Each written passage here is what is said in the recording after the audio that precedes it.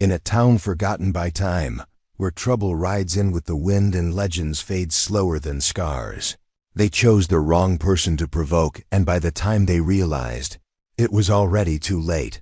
The town was called Bitterwine, nestled between two ridgelines that rarely saw rain and too often saw the smoke of old fires. It was the kind of place a map might remember, but a god would forget. Dust settled on everything. On boots, on bones, on dreams. And on that fateful afternoon, it settled thick upon the train station, where the platform creaked under the shifting weight of half the town come to gawk at the most unlikely sight they'd seen in years. A mail-order bride, older, 45 they whispered. Bought by a rancher. Bought. The word clung to the air like the scent of gun oil and scorched coffee. You reckon she knows what she's in for?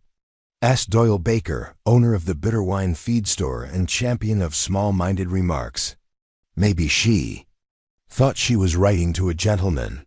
Eliza Quinn muttered, arms folded tight across her chest, eyes sharp as fencing wire. The others chuckled, nudged one another, speculated aloud. But their chatter died as the train squealed into the station like a wounded animal. Steam hissed. Metal screamed. And then she stepped off. Tall, composed, wearing a dark traveling dress that had seen better years but still bore the dignity of careful hands and deliberate choice. A wide-brimmed hat shielded most of her face from the sun. But when the wind caught her veil just so, the crowd stopped laughing, because they saw her face. Before we jump back in, tell us where you're from. If this story moves you, please subscribe. Tomorrow, I have a special story for you. The woman didn't smile, she just looked around. At the town, at the people, at the dust and the wind and the tired faces worn by years of hard living. Then her eyes found him, Reuben Cade.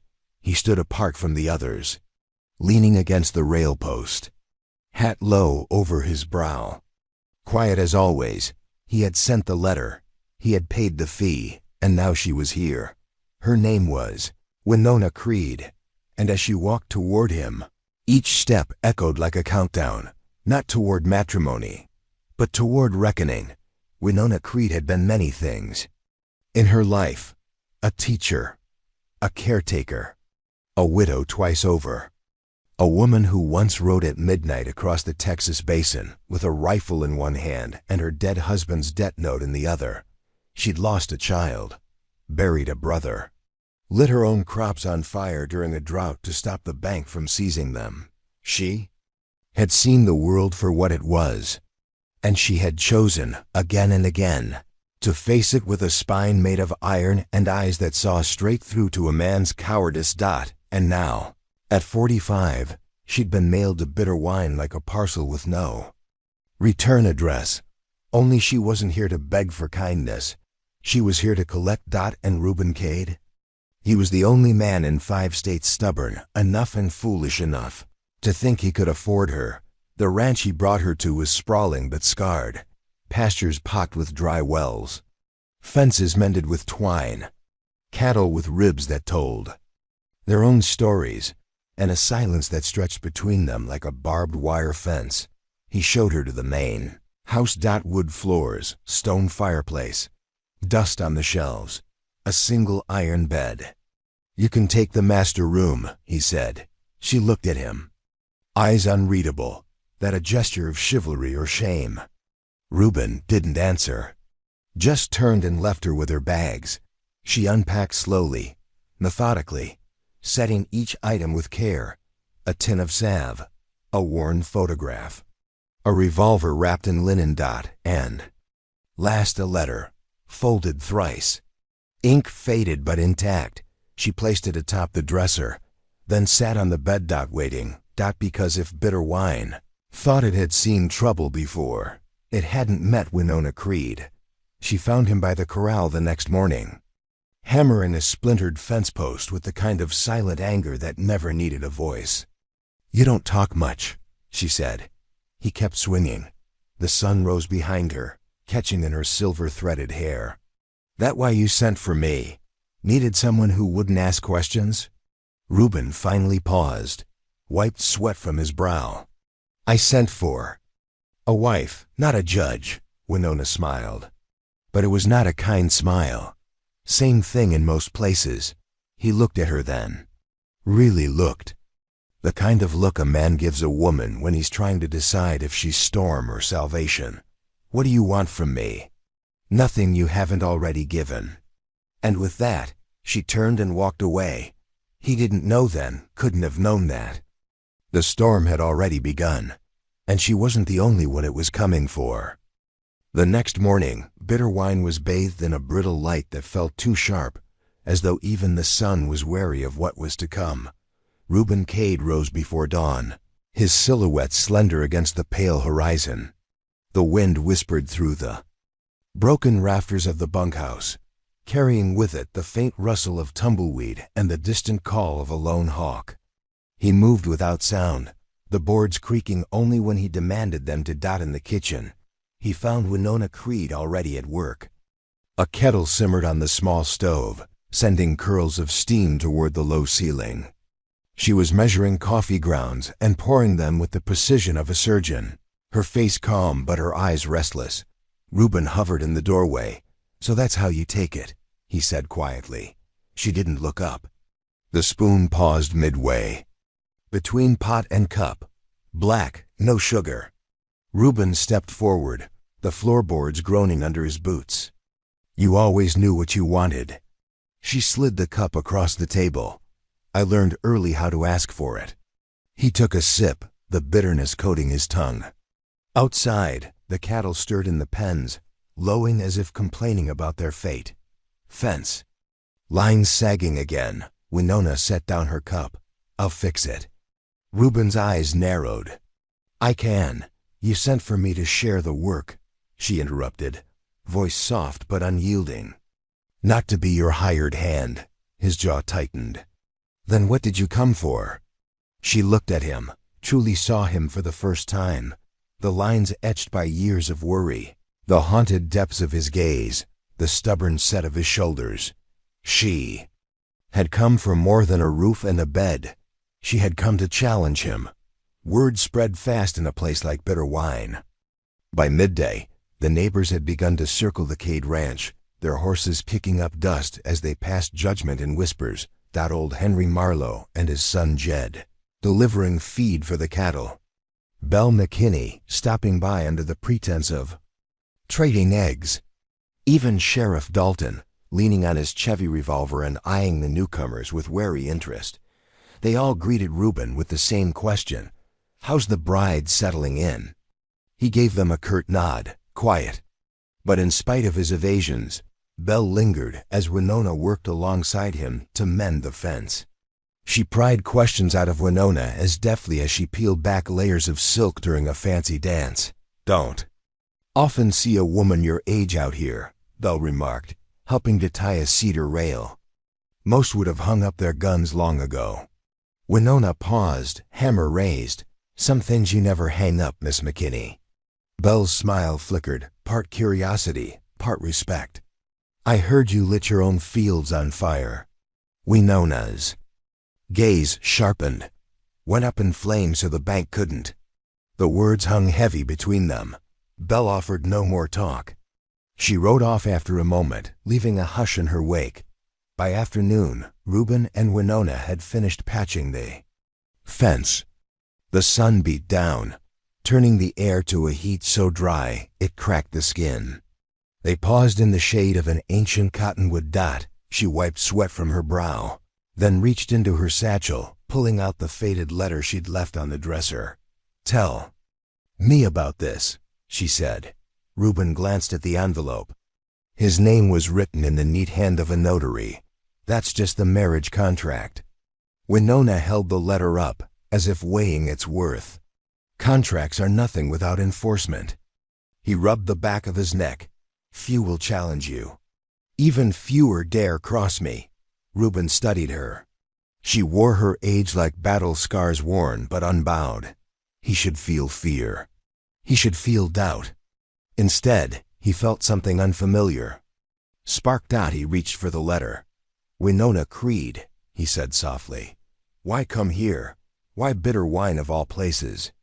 She let her gaze drift over the rolling hills, the skeletal barns, the broken fences, because it needed setting right. Where I've failed, she turned to him. Her eyes were the color of storm clouds, where most men have failed. He looked away, uncertain. Afternoon shadows lengthened as they climbed the hillside to inspect a dry well that had once watered half the ranch. The wind gusted through the ravines, carrying a chill that belied the hour. Winona moved ahead with the grace of a cat, testing stones and brambles with cautious steps. Reuben followed, watching her. When they reached the well, Winona knelt and ran her fingers along the cracked lip, tracing the fractures like a map of hidden violence. Reuben bent beside her. Used to be a lifeline, she sighed. Now it's just a tomb. He pulled a length of rope from his saddlebag and tied it to a rusted bucket. Worked the mechanism with care. You have to know when to pull someone out and when to let them. Find the bottom. Her eyes met his. I've been at the bottom. She paused, voice low. And I've clawed my way back. He drew the bucket up. Inside lay a tangle of brittle bones. Animal remains. Reminders of what happens when life withers without water. The bucket rattled. He glanced up at Winona. She looked at the ranch, the broken well, then met his gaze head on. Reuben Cade, she said, voice steady as stone. I didn't come here to be a memory. I came to change your future. They returned to the main house at dusk. The horizon flamed in shades of violet and gold, painting the sky an urgency. Inside, the kettle was cold. The air smelled of dust and sweat. Winona stood by the window, watching the light die. Reuben leaned against the doorway. Tomorrow, we ride to Old Moss Creek, he said. She turned sharply. Why? He met her question with another. Think you've earned a tour? Winona's lips quirked. I'm not here for leisure. He laughed softly. Course not. She regarded him, eyes glinting. Then tell me, Reuben Cade, what you expect me to do out there. He stepped forward, placed his hand on her shoulder, a touch neither gentle nor harsh, something no one else has dared. Outside, the wind carried the first howl of coyotes from the hills, and beneath the silvering sky, Reuben and Winona prepared to chase ghosts that had plagued the Cade Ranch for a generation. They would ride at dawn, and in the distance, bitter wine held its breath. Dawn came in slivers of orange, cutting across the plains like sharpened blades. The Cade Ranch was silent, but tense, as if the land itself braced for what the morning would bring. Winona Creed stood by the corral, saddling her horse with efficient motions. She wore a faded duster and a wide-brimmed hat pulled low against the sun, but nothing could hide the deliberate calm in her stance, the kind worn only by those who'd survived worse than this. Reuben emerged from the barn, rifle slung over one shoulder, saddle creaking beneath his weight. He paused when he saw her, as if struck once more by the sheer absurdity and audacity of her presence. You're ready, he said simply. I always was, she replied. They rode out through brittle scrub and along the edge of the dry ravine, where the wind whispered rumors through dead branches. No words passed between them. They had none to spare. Old Moss Creek was a 2-hour ride northeast, past the line where bitter wine ceded to raw country. Once a watering hole and trading post, it had long since become a lawless hideaway, a place where justice turned its back and ghosts roamed free. They crested a rise, and there it was, a scatter of collapsed shanties, a sagging stable, and the bleached remains of a general store barely holding together with rust and wire. Winona surveyed it all without comment, but her fingers twitched toward her sidearm. Reuben noticed. You expecting trouble? She gave a half smile. Expecting it would be optimism. I assume it's already here. They dismounted and walked their horses through the ruins. Wind whistled through the broken windows. A tattered sign swung on one hinge. This place used to matter, Reuben murmured. Winona knelt by an old well, testing the pulley with one hand. Everything used to matter. Then men let it rot. Reuben opened the stable door. The scent of mold and decay hit them in a wave. Inside were the remnants of lives once lived.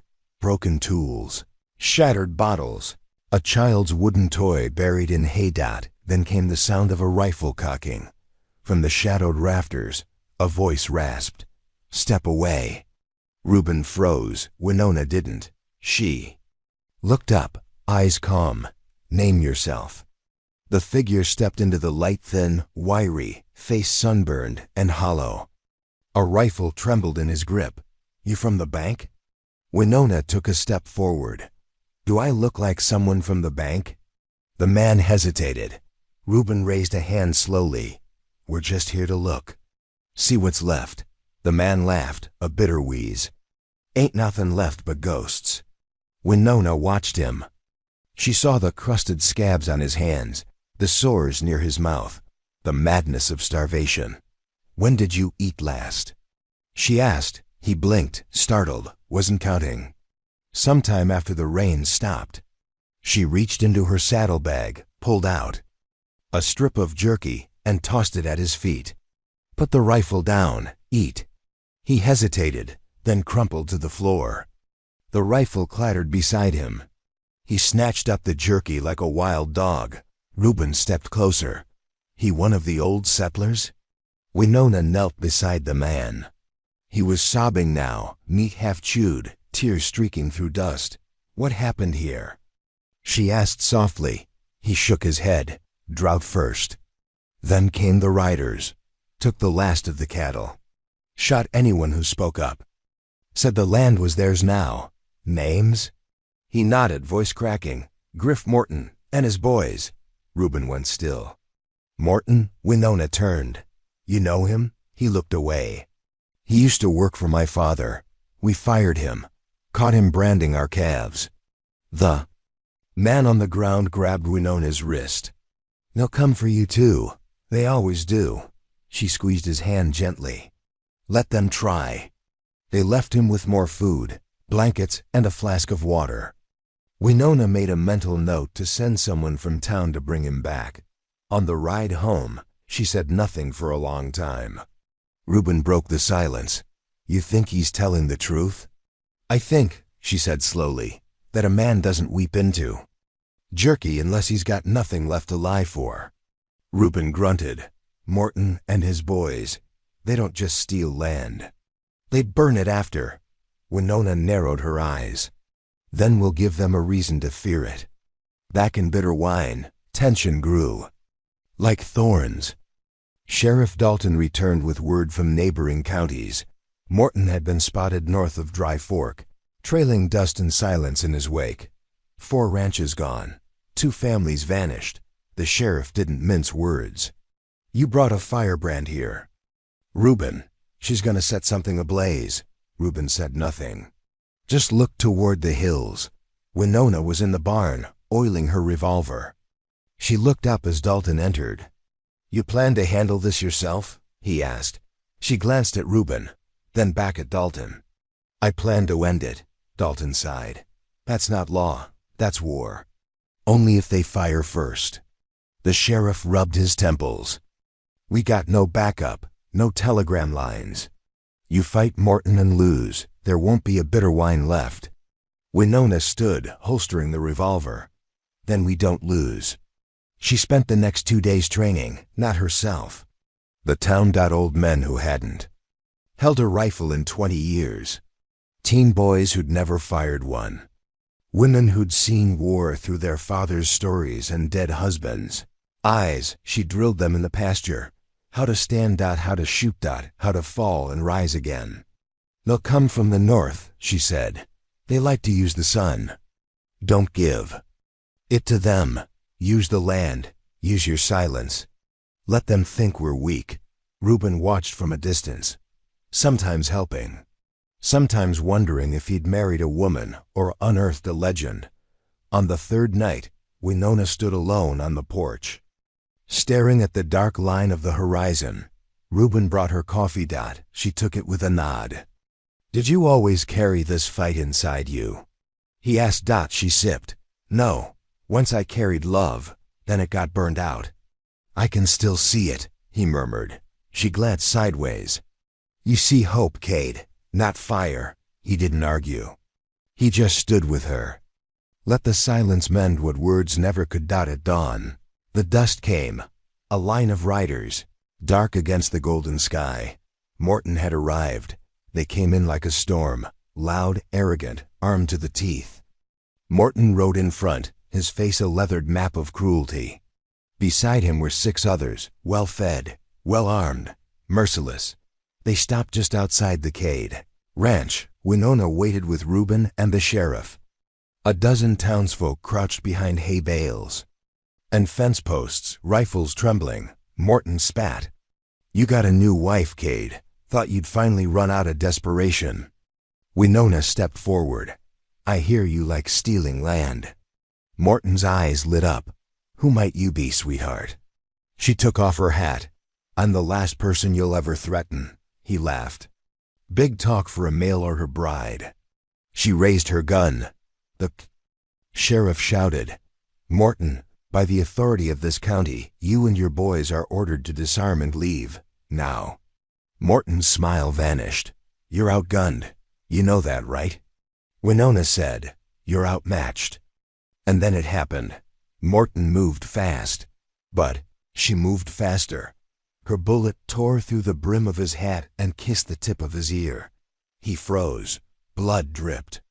Next one goes through your heart, she said. Silence reigned. Reuben stepped beside her, raised his rifle. You heard the lady. Morton looked around. At the line of armed townsfolk. At the sheriff, standing firm. He snarled. You think this is over? Winona stepped closer. Eyes unblinking. I think you're already gone. You just haven't hit the dirt yet. Morton wheeled his horse. Spat again. This ain't finished. Yes, it is. He and his men rode off, trailing curses and dust. No one followed. Winona stood there until the last hoofbeat faded. Then she holstered her gun, turned to Reuben, and finally, after all the fury, the fire, and the fear, she smiled, a small smile. But it held the weight of 45 years and the hope of what lay ahead. To be continued. This story took us a long time. If you like it, subscribe. Now back to the story. The storm arrived 2 nights later. Not with thunder or rain, but with the low, hard thud of hooves in the darkness and the sharp clink of a rifle barrel knocking against saddle leather. Reuben Cade was the first to hear it, sitting alone on the porch of the main house, oiling the old Winchester his father had left him. He didn't move, didn't need to. Because a second later, he heard the click of a hammer behind him and then a voice. Low, mocking. Ain't often a man sits that calm when death rides up his front step. Reuben slowly set the rifle down beside him. That because I've seen death. Doesn't talk as much as you. There was a pause. Then a gravelly laugh. Still got that tongue on you, Cade. Thought maybe the desert dried it out. Reuben turned his head just enough to catch the silhouette of a broad-shouldered man dismounting from a black gelding. Behind him, 5 more shapes shifted in the gloom, fanning out across the yard. Griff Morton, Reuben said flatly. Didn't think you'd come. Yourself. Figured you'd send your dogs. Morton spat in the dirt. This land's mine now.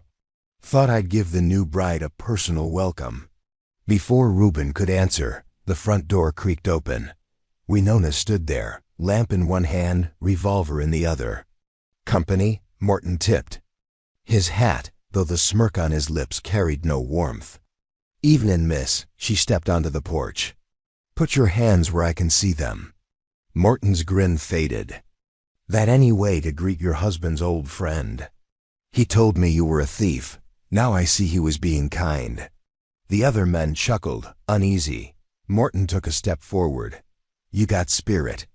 That might serve you well, once Cade's gone, and I'm the one feeding you. The crack of Winona's revolver was like lightning. The bullet struck 2 inches from Morton's boot, kicking up a puff of dust. That was your warning. Next one's not. He froze, he didn't blink, and that's when the town of Bitter Wine began to change. By morning, word of Morton's midnight visit had spread.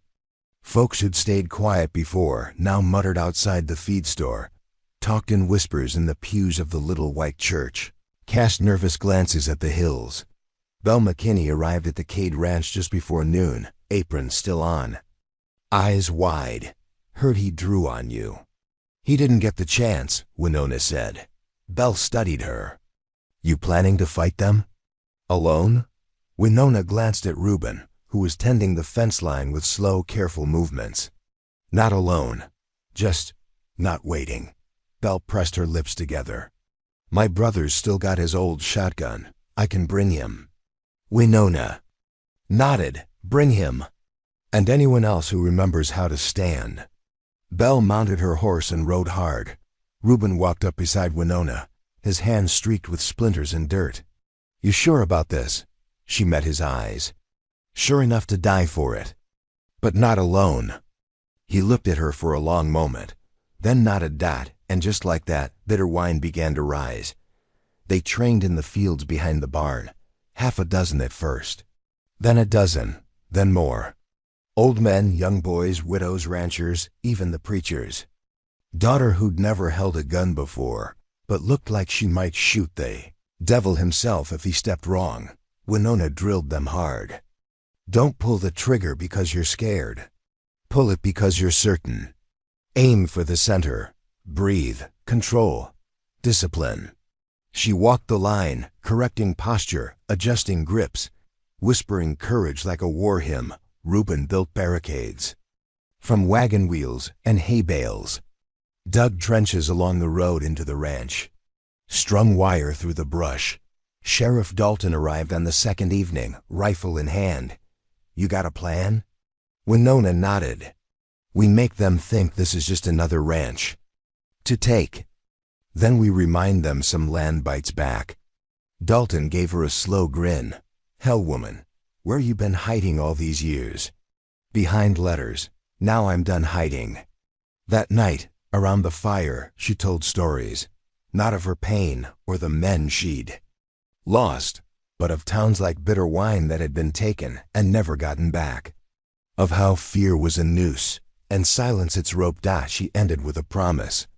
They think we're weak because we're small, because we're old, because we have dirt under our nails. Let them come. We'll bury them in that same dirt. Morton rode in 3 days later. He didn't sneak this time. He came down the center road, his men at his back, all swagger and steel. But Bitter Wine was waiting. Winona stood at the ranch gate, shotgun slung over one shoulder, her duster flapping. In the wind, Reuben was beside her, silent and steady. Behind them stood every soul who'd chosen to fight. Morton pulled up short. Looks like you started a war. Winona didn't flinch. Looks like you brought your last army, he laughed. We outnumber you. Reuben raised his rifle. You miscounted. And then the preacher fired the first shot. The battle for Bitter Wine was not clean. It wasn't precise. It was dust and blood. And shouted names. It was Reuben dragging a wounded teen behind a trough. It was Winona kneeling beside a dying man to reload, whispering, "Stay with me. Just a little longer." It was fire catching in the barn and someone's daughter putting it out with her skirt.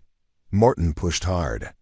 His men were killers, trained, merciless, but they weren't ready for a town that had remembered how to fight. By nightfall, 4 of Morton's riders were dead. 2 had fled, and Morton himself was cornered, bleeding, panting, back to the fence line. Revolver empty. Winona stepped forward. Drop it, he shook his head. You kill me, others come. She raised her shotgun. Then let them, we'll be ready. He spat blood. You think this town is worth dying for? She lowered her weapon, just enough to meet his eyes. No, I think it's worth living for. That's the difference. And with that, she struck him once hard clean. He went down. The town watched her. And somewhere in the wind, Bitter Wine exhaled. They buried the fallen the next day. Bells rang slow. Words were few. Winona stood beside Reuben, her hand wrapped in his. Sheriff Dalton cleared his throat. Never thought I'd see it. A mail-order bride saving a town. Winona smiled, just a little. Neither did I. And behind her, the people of Bitterwine raised their heads. Not in mourning, but in pride. They had survived. And the woman they once laughed at, she had given them back their future. Let me know when you're ready for part 5. 3 days after the battle, Bitterwine was quiet again. Not the hush of fear, but the kind earned by exhaustion, by rebuilding, by survival. Winona Creed stood in the doorway of the Cade barn, arms crossed, watching Reuben hammer a new beam into Kofondu place. The barn had taken the brunt of the fire Morton's men set in their retreat. Half its frame had collapsed, and the smoke had blackened every timber. Still, Reuben had insisted on rebuilding it himself. It'll take weeks to finish, Winona said, so we'll start today. She stepped beside him, handing him the next board. Sheriff Dalton arrived just before noon. He'd lost his hat somewhere during the skirmish and now wore a borrowed one that sat too low on his brow. We hung a star on Eliza Quinn this morning, he said. She's the new deputy. First woman in these parts to wear the badge. Winona smiled. Eliza won't hesitate to shoot a man through the toe if he walks wrong. Exactly why I picked her. He leaned against the hitching post. You know, folks are talking about making you mayor. Winona laughed. I'm not a politician, Sheriff. Neither is anyone else who ever held the post. That never stopped them. Reuben looked over. You'd do good. She shook her head. My place is here, with you, with this town. But not in an office. Dalton pushed off the post. Suit yourself. But don't be surprised when folks come knocking. He tipped his borrowed hat and left. Reuben kept hammering. You ever think about what comes next? I used to plan. Before the wars. Before the widowing. He looked at her. She returned his gaze. Now I take each day like a horse with a bad temper. Bridle it, guide it, and pray it doesn't throw me. He chuckled. Sounds about right. They worked until sundown, side by side. At the edge of Bitterwine. A rider approached. Dust caked his boots. A scar twisted the corner of his lip. He rode slow, eyes scanning every window, every porch. He dismounted at the feed store. Doyle Baker was sweeping the steps, his expression unreadable. You got business here? Doyle asked. The man nodded. Looking for someone. A woman. Said she came through here. Name's Creed. Winona Creed. Doyle straightened. What's your name? The man smiled. Creed. Jonas Creed. Doyle's eyes narrowed. Brother? Jonas nodded. Something like that. Jonas Creed arrived at the Cade Ranch after nightfall. Winona had just finished setting the last dish to dry, and Reuben was trimming the wick of the lamp. They heard the horse before they saw it. Reuben opened the door. Rifle in hand. Jonas stood in the moonlight. Winona froze. Jonas? Sister. The word sounded strange, brittle, like it had been locked in a chest for too long. Reuben stepped aside slowly. Jonas entered. He didn't remove his hat. You've got dust on your boots and blood on your coat, Winona said. A man walks far. He sees things. Reuben didn't move from the doorway. Winona walked around the table slowly, as if approaching a wild animal. Why now, after all these years? Jonas looked at her. And she saw it. The years that had folded him in, crushed his shoulders, burned his hands. Because I ran out of running. He stayed in the bunkhouse that night. Winona couldn't sleep. She watched the stars from the porch, blanket around her shoulders. Reuben joined her. You trust him? I don't know. You want him gone? She hesitated. I want to know who he is now. And what he wants. They sat in silence. Somewhere in the hills, a coyote called. The next morning, Jonas came to breakfast. He sat, ate quietly, thanked them, When he finished, he set his fork down. I heard about Morton. That was you? Winona nodded. Word travels, fast. What do you want, Jonas? He leaned back. Truth is, I'm tired. I've been chased from state to state. Rode with bad men, rode from worse. Burned bridges until there weren't. And he left. Reuben folded his arms. So you thought you'd find your sister and start fresh. I thought I'd ask if she had a job that didn't pay in blood. Winona looked at him. Really looked. You never sent word. Not after May died. Not after Nathan. Jonas lowered his head. I couldn't carry any more grief. I was afraid. It would crush me. Winona's voice was quiet. And now I want to carry something better. Reuben put him to work. Cleaning stalls, fixing gates, hauling water from the deep well that had miraculously held despite the drought. Jonas didn't complain. Didn't talk much either. But every night, he sat a little closer, spoke a little longer, told stories that were half truth, half apology. Winona listened. And slowly, cautiously, began to believe him. But bitter wine remembered. It remembered every man who'd disappeared into the hills, everyone who came back, carrying someone else's sins. Sheriff Dalton came to the ranch with a folded paper. Wanted poster, he said. Issued out of Mesquite. Matches Jonas. Winona stared at it. Jonas's face, younger, cleaner. Wanted for robbery. Accomplice to murder. I can stall, Dalton said. Few days. But I can't ignore it. Winona handed him the poster. Don't. Dalton raised an eyebrow. You sure? She nodded. If he runs again, he proves it. If he stays, he earns it. That night, she handed Jonas the poster. He read it. Folded it. So, she repeated. You going to turn me in? No, why not? Because the man on that poster isn't the one who buried our father, who held my hand when I lost Nathan, who showed up, broken but honest. He looked at her.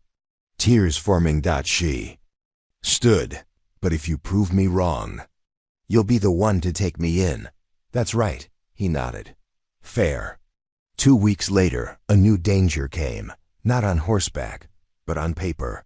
A land speculator from the east. Name of Everett Hawley. Clean boots, cleaner hands. Bought up 3 neighboring properties through silent proxies. Sent a letter to Reuben. Name your price, it read. This land has value beyond cattle. Reuben read it 3 times, burned it. But others in town took the bait. Old man Crowley sold his land. Then Bell's cousin. Then 2 more ranchers. Hawley arrived in person. Slick suit. Cane he didn't need. Smile like a snake's promise. Progress is coming, he said to the town square. You can be part of it, or you can be paved over by it. Winona stepped forward. You think your money matters more than our roots? Hawley smiled. I think your roots are shallow. I think you're afraid of change. She stood tall. I fear nothing that bleeds. The town held its breath. Hawley offered jobs, roads, a rail spur. He offered escape, modernity. But Winona walked door to door. Not with fear, with memory. She reminded them what they'd fought for, what they'd built, how. Bitter wine had found its name in hardship, and its soul in survival. And slowly, those who'd started to falter found their footing. When Hawley returned 2 days later, expecting deeds and signatures, he found a wall of silence. Then Jonas, standing alone at the edge of the saloon. You lost. Mister, Hawley chuckled. You have no idea who you're talking to. Jonas stepped forward. No, but I know what you smell like. Hawley blinked. Excuse me? Cheap ink, expensive lies. He took Hale's briefcase. Dropped it in the horse trough. Hawley shouted. You'll regret this. From the porch, Winona replied, We regret nothing that keeps our town whole. Hawley left. For good. That night, the townsfolk held a dance in the square. Winona wore a dress she'd unpacked but never used. Reuben offered his hand. May I? She hesitated, then smiled. You may. They danced, slow, careful, a rhythm older than sorrow. Sheriff Dalton watched from a distance. Eliza Quinn leaned beside him. Think they ever thought they'd get here? Dalton tipped his hat. Reckon the road makes the destination sweeter.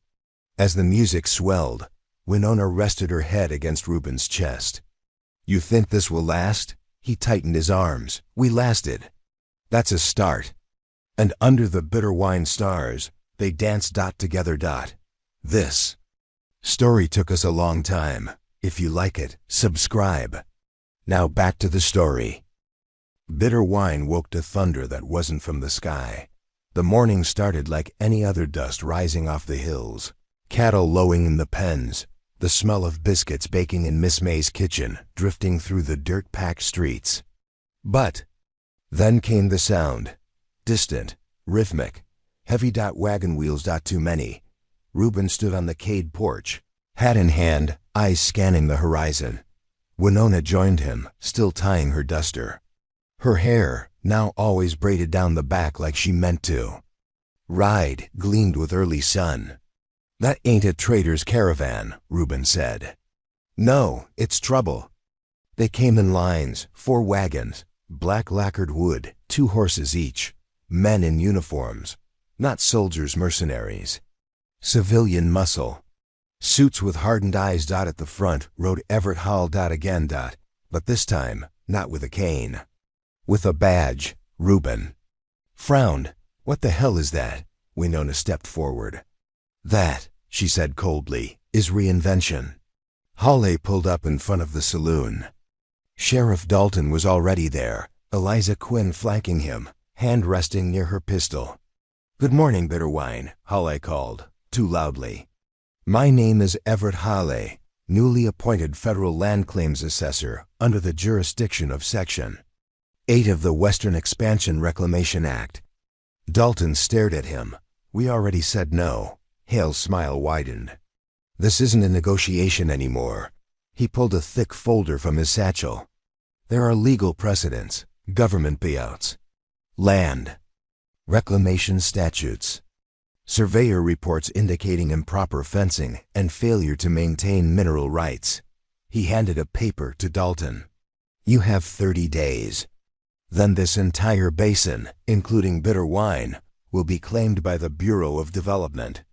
Dalton didn't take the paper. He spat at Hale's feet. We buried men last month who came trying to take this land. Hawley didn't flinch. Then you better start digging. The town exploded in murmurs. Some ran for rifles. Others whispered about legal courts, letters, federal agents. Reuben sat with Jonas and Winona that night, the table cluttered with maps, deeds, and old town ledgers. Jonas slapped his palm on a surveyor's report. None of this matters. They'll use any law they can twist. This is already bought, Winona nodded. Then we find what they didn't buy. Reuben looked confused. What's that? She pointed to a line in an old town record, something faded but legible. The title to bitter wine doesn't belong to any government body. It belongs to the Bitter Wine Cooperative, signed in 1853 by 12 families. If we can find descendants proof, they still hold the rights. Jonas leaned back. That's insane, Winona smiled. Most things worth doing are. The next morning she rode out. Reuben begged to come. She said no. You have to hold the line. I have to find the roots. She took only Jonas and a satchel of old names, land records, and a revolver tucked beneath them. They rode for 7 days, through old canyons, abandoned settlements, rusted homesteads. They found children whose grandparents remembered the 12 founding families, letters in trunks, Bibles with pressed flowers and names, each one a link, each one a defiant heartbeat against the machine that was Hawley. In bitter wine, Reuben organized, taught the young men how to build fire breaks, taught the women how to store ammo without spoiling powder. Sheriff Dalton deputized 6. More. Eliza drilled them, and then came the spies, men in town who weren't from town, asking too many questions. Spending too much money. One was caught trying to tamper with the town's well pump. They tied him to a post for a day. No one touched him. No one fed him. He left. They didn't stop him. Let the rest know. Bitter Wine remembered. Jonas and Winona returned on the 12th day. With them, 3 wagons, families, elderly descendants, all carrying papers, stories, heirlooms. One brought a silver cross forged from melted bullets. Another, a quilt stitched by the first women of Bitter Wine, initials. In every square. And from a bank vault in a nearby county, the original Bitter Wine Cooperative Charter. Still signed, still binding. Winona handed it to Sheriff Dalton. We have proof. We are Bitter Wine. Halle returned on day 20-9. With federal agents, not military, but dangerous. Uniforms. With shiny shoes and sharper tongues, they set up camp. Outside town, raised flags. Built a station tent. And began to document everything. Water tables, soil quality, mineral veins. They want what's under us, Reuben said. Winona nodded. Then we make what's above them louder. She rode into camp alone, walked straight to Halle, slapped a cooperative deed in his lap. You can't take what was never yours. Halle blinked, then smiled. This ... complicates things. No, Winona said. This ends them. Behind her, Bitter Wine stood. In full view. Every man, every woman. Armed. Ready. They waited for a response. 2 days. Then came the delegation, 3 men in polished boots. They met with Sheriff Dalton, Winona, and Reuben. We've reviewed the charter, the signatures, the land rights. Winona didn't blink, and one delegate sighed. It appears the town of Bitter Wine retains autonomous ownership under clauses predating our acquisition. Reuben narrowed his eyes. You mean we won? Another delegate frowned. You won. This time, Winona leaned in. Then let me make something clear. Next time we won't win with papers. Halle left the next morning. Didn't speak to anyone. Didn't say goodbye. His tent flattened. His papers packed. Gone. At the saloon that night. They raised glasses. To the dead. To the living. To the town that remembered itself. Jonas played the fiddle. Winona danced with Reuben, sheriff.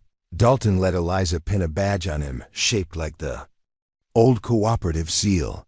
Reuben whispered to Winona. You think that's the end of it? She leaned into him. No, but it's the start of something better. And outside, the desert wind sang through Bitter Wine like an old hymn newly remembered. End of Part 6. The high summer sun beat down on Bitter Wine like it had a grudge. The wind refused to blow. The dust clung like secrets. The sky turned pale with heat, and every living thing moved slower, as if the land itself held its breath again, waiting. But this time, it wasn't fear in the air. It was preparation. Winona Creed stood behind the bar at the Silver Spur Saloon, sleeves rolled, hair braided tight. She was making an inventory list. Canned peaches, dried beans, lantern oil, ammunition, she wrote. Each word with a firmness that dared the paper to forget. Eliza Quinn was hanging a new mirror, salvaged from the wreckage of the old church. You sure you want it behind the bar? Eliza asked. I want people to see themselves, Winona said.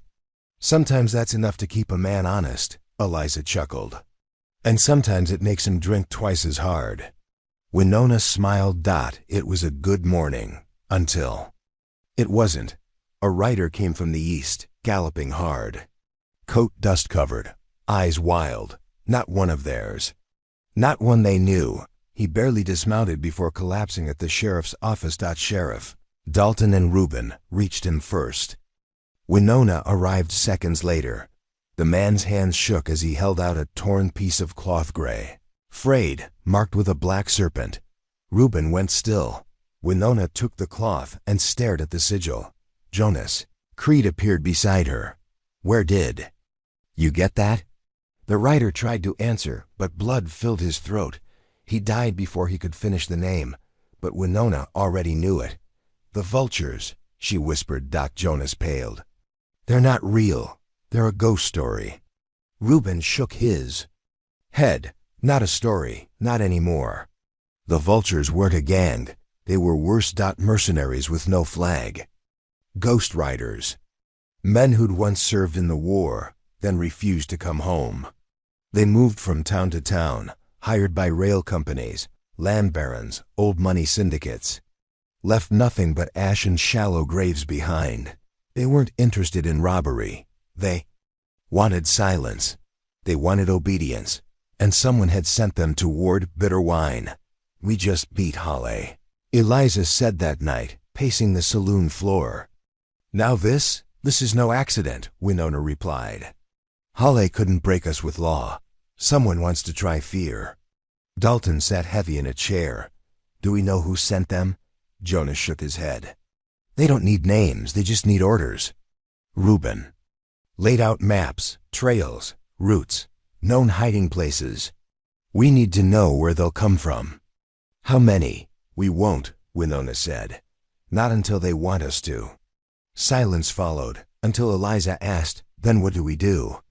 Winona looked at the faces around her, scared, tired, determined. We do what we always do. We prepare, and we stand. Jonas rode east, disappeared into the canyons to find out what he could. He returned 3 days later, bruised and bleeding, but alive. They're camped 30 miles out, 24 riders, maybe more. All armed, all fast. When? Reuben asked. Jonas shook his head. Soon, Winona stood. Then we don't wait. You going to ride out to them? Eliza asked.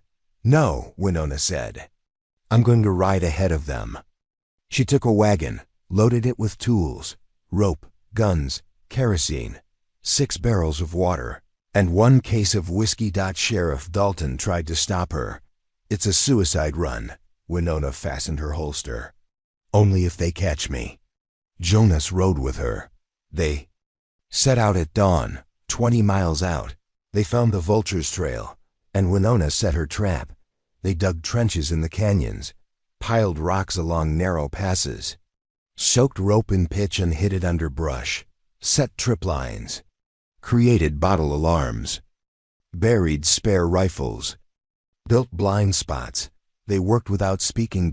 And when the sun dropped, they disappeared. The vultures came at midnight. Like thunder. 24 horses, men with scarves over their mouths, rifles glinting. They didn't see the trip line. The lead horse went down. 3 more followed. Gunfire erupted. Men screamed. Winona watched from a cliff, spyglass steady. She saw their leader, a giant in a black duster, long gray beard, cold eyes. He barked orders. The men regrouped.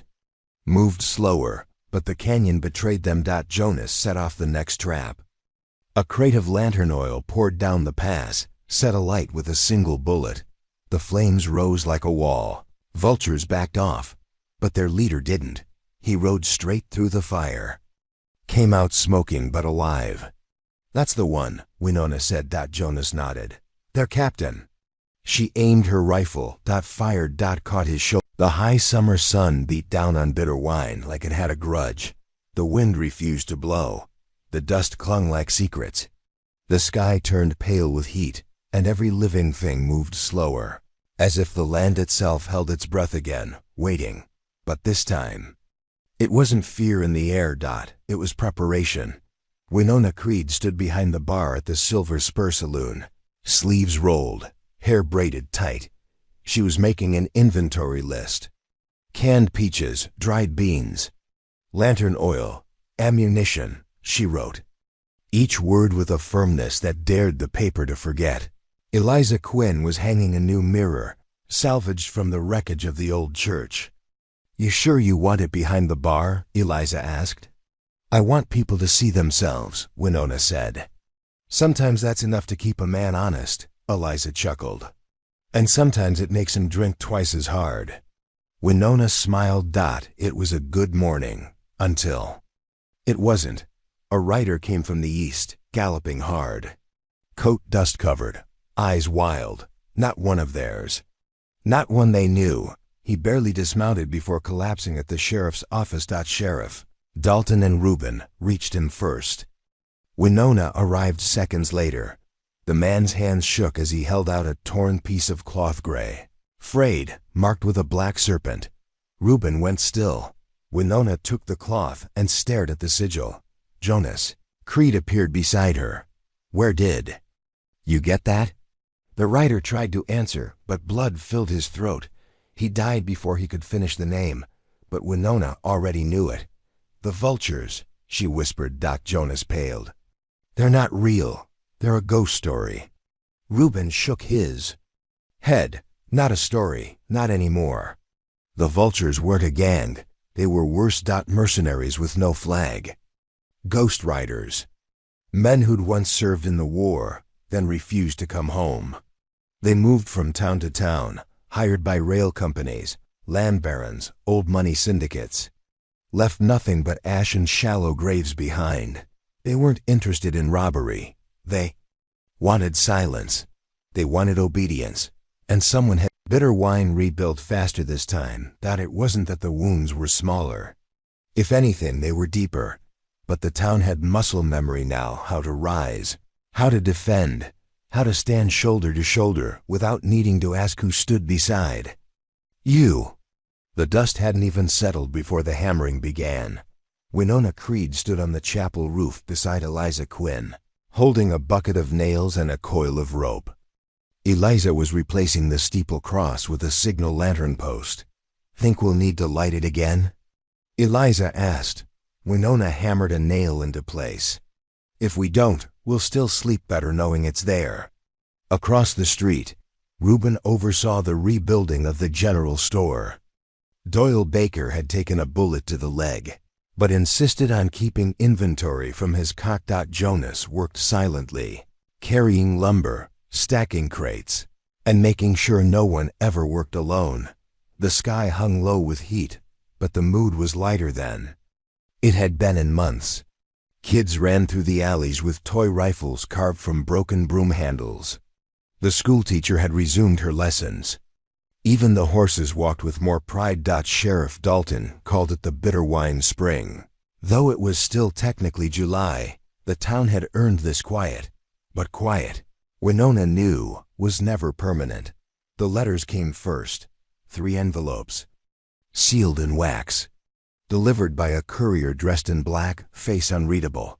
One went to Sheriff Dalton, one to Reuben, and the last to Winona, inside hers. Written in tight, expensive ink. To the widow Creed, your defiance has reached beyond your borders. Some applaud it. Others resent it.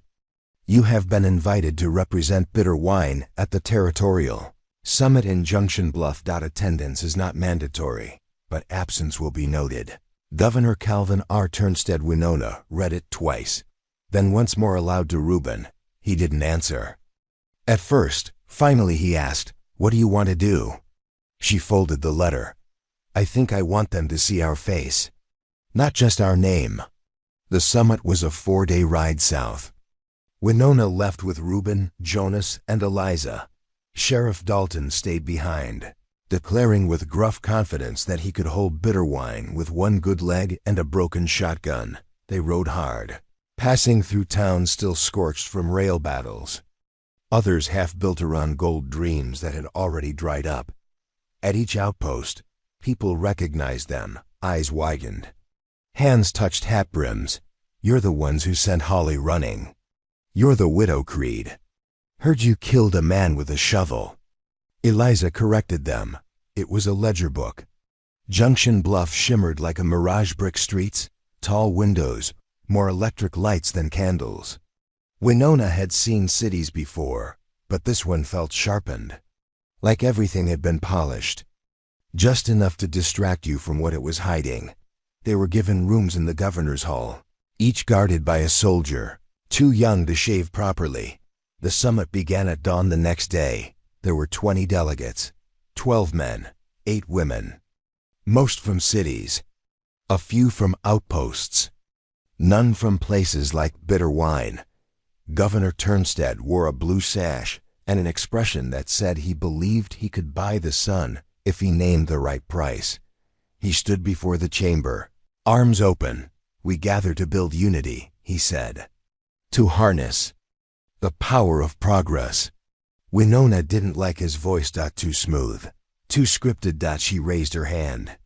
"Before we build anything, maybe we discuss who gets to keep what they already bled for." Turnstead smiled. "Ah, Widow Creed, I expected you to be direct," she nodded. "You'll find that to be a consistent trait." Laughter, but not from the governor.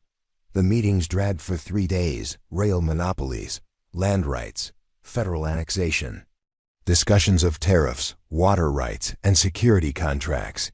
Each time Winona spoke, she reminded them, "We didn't ask for survival to be taxed." Jonas and Reuben listened. Eliza kept a tally in the margins of the agenda how many times the phrase "acceptable collateral" was used. The count reached 13 on the final day. Turnstead unveiled a map, a new proposed boundary.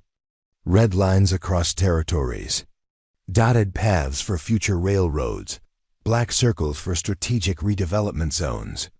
Bitter wine was one of them. Winona stood. "That's not your land." Turnstead looked bored. "It's not yours either." Reuben spoke. "We have the charter, the cooperative deed, recognized." A woman from Dry Needle nodded. "I saw the documents myself." "They hold," Turnstead dismissed her. "Sentiment isn't legality." Winona's voice was cold. "Legality isn't morality." Another delegate spoke up, a man from Ember Hill. "If they can hold their ground, they've earned it. Maybe that's worth more than ink." A murmur of agreement. Turnstead frowned. That night, someone tried to poison their water. Jonas caught the man, didn't kill him, just broke both hands. Turnstead claimed no knowledge. Winona didn't believe him. In the final vote, Bitter Wine retained its status. Autonomous, independent, but barely. The margin was 2 votes. As they packed to leave, Turnstead found Winona outside the hall. "You won this time." She didn't smile. "We're getting good at that.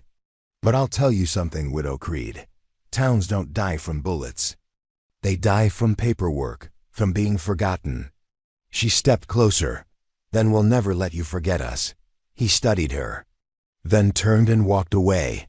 On the ride back, they passed a crossroads where 3 bodies swung from a tree. Each wore a sash. Blue. Reuben stared. Eliza nodded. "From someone who ran out of patience."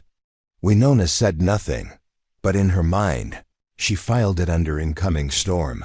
Bitter Wine welcomed them home with bread, stew, and a bonfire that lit up the entire square. They danced. They drank. Jonas played his fiddle. Eliza kissed the schoolteacher. Reuben pulled Winona aside. "I want to build something," he said.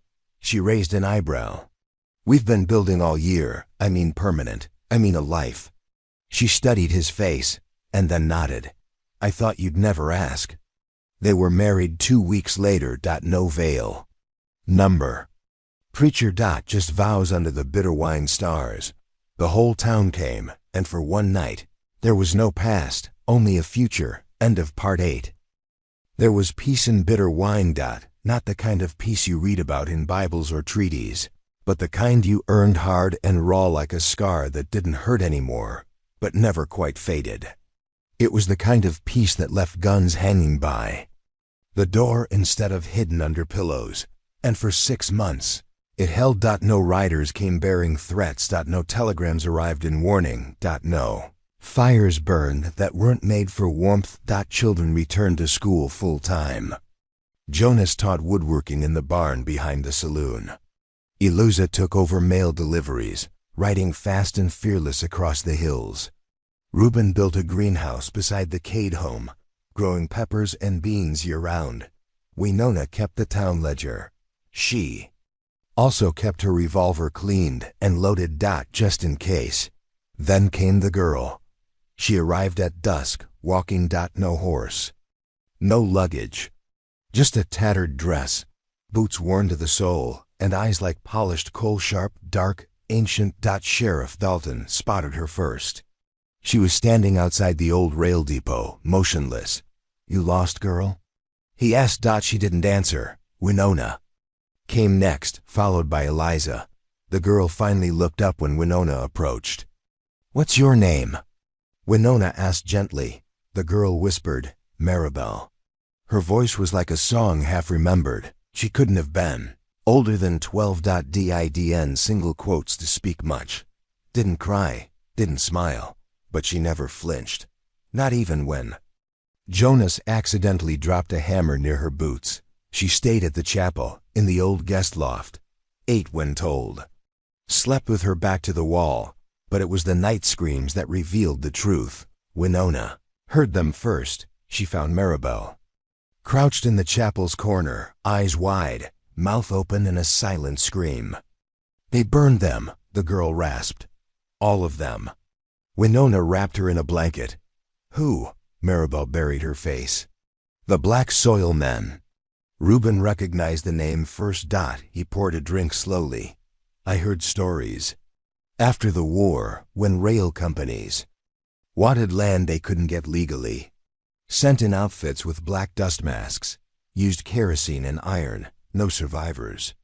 Burned the soil so nothing could grow for decades. Thought they were dead," Eliza said. "Maybe they were. Maybe someone dug them up." Winona watched the girl sleep. "We need to find where she came from." Jonas was already packing his saddlebag. "I'll take her trail."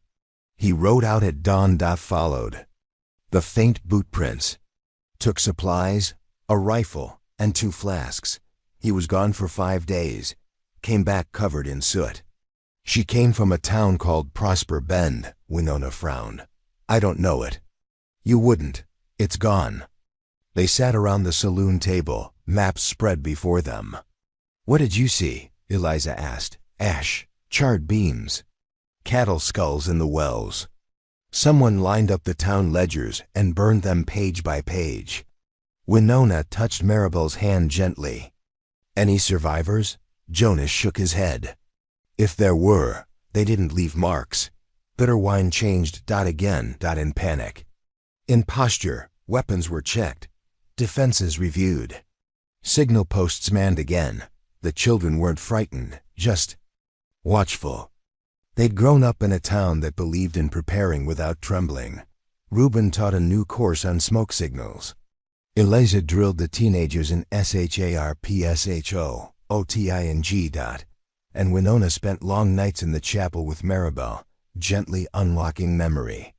From silence, the girl drew pictures of fire, of men with tar-colored gloves, of homes turned to coals. And in the corner of every picture, a symbol, a spade crossed with a rifle. Jonas gasped when he saw it.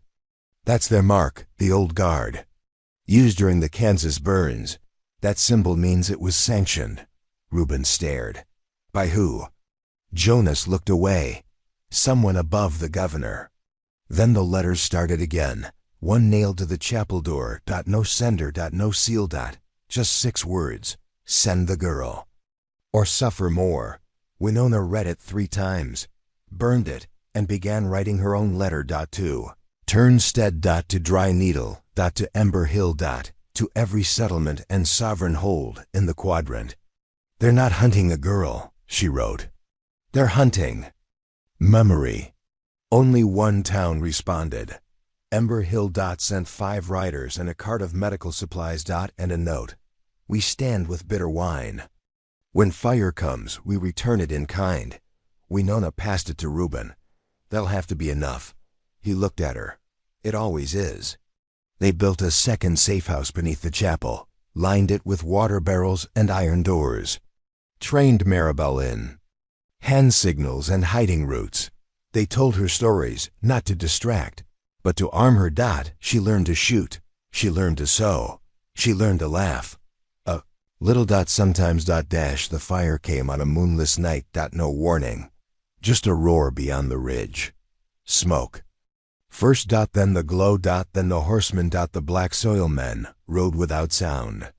Without shouting.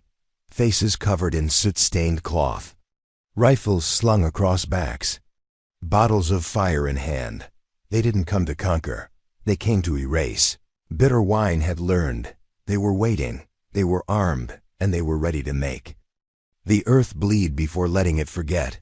The battle was not like the others. No speeches, no posturing. Just gunfire and flame. Winona moved through smoke like it was a ballroom, directing fighters with a flick of her hand, barking commands that cut through chaos like thunder.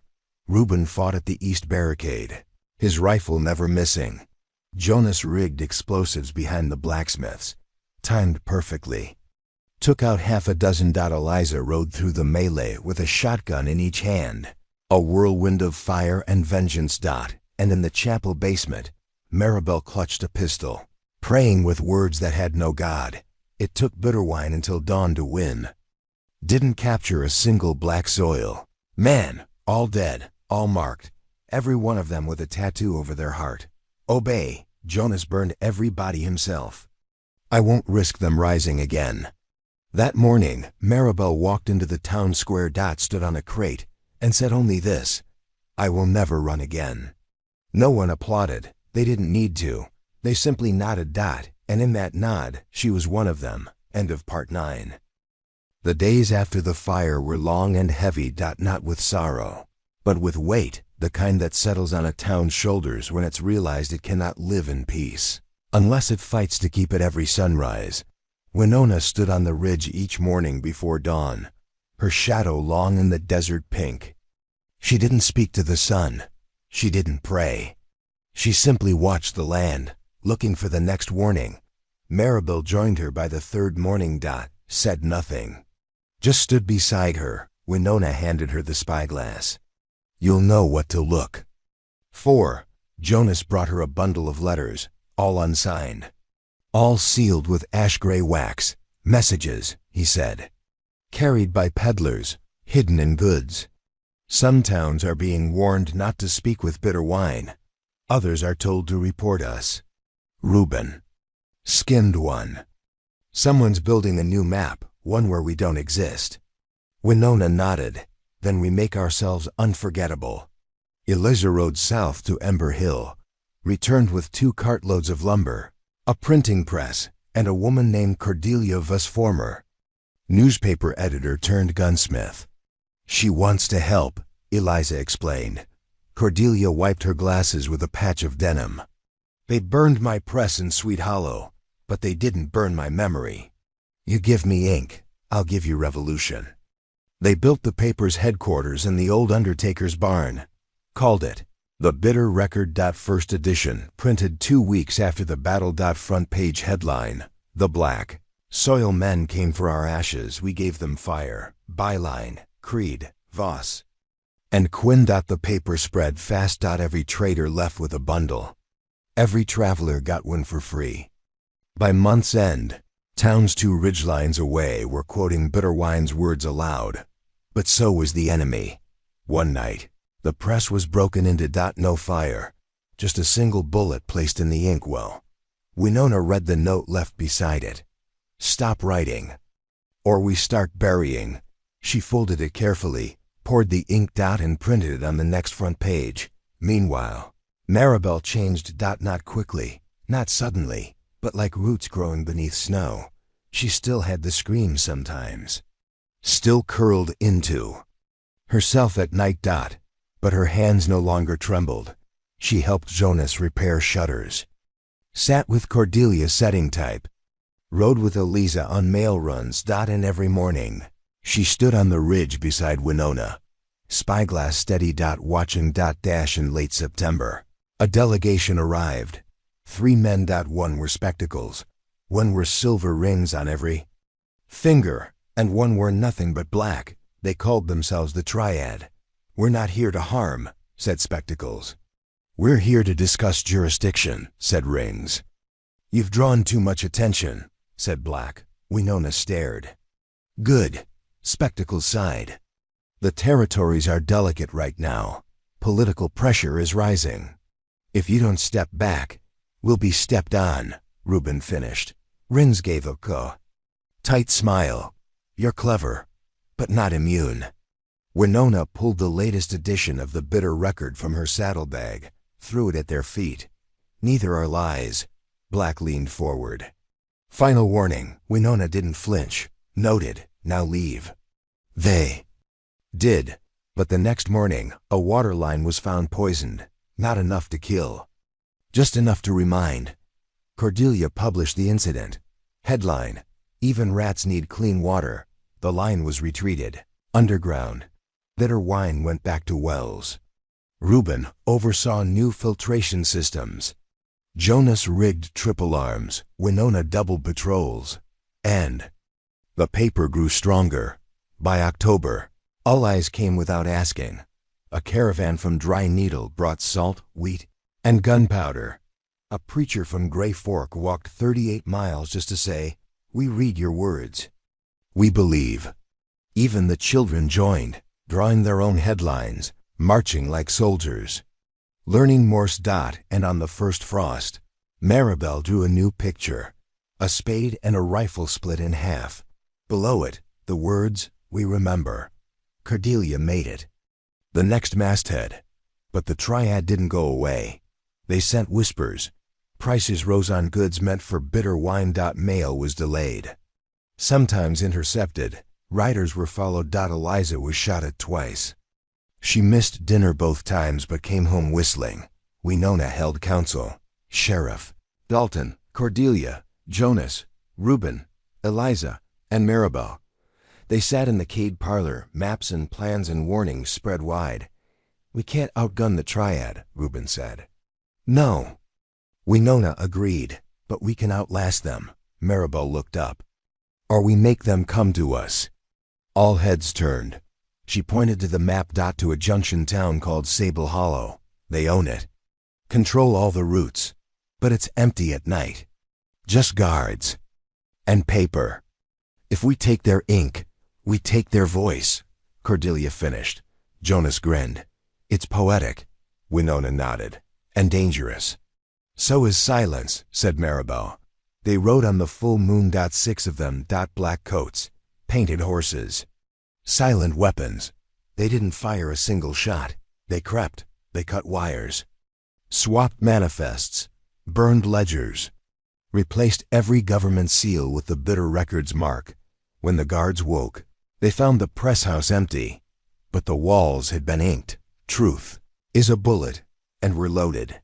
The raid became legend. Town after town heard. Sable Hollow revolted within the week. Triad agents fled east. But in bitter wine, they didn't celebrate. They fortified. Because now, the enemy would come louder.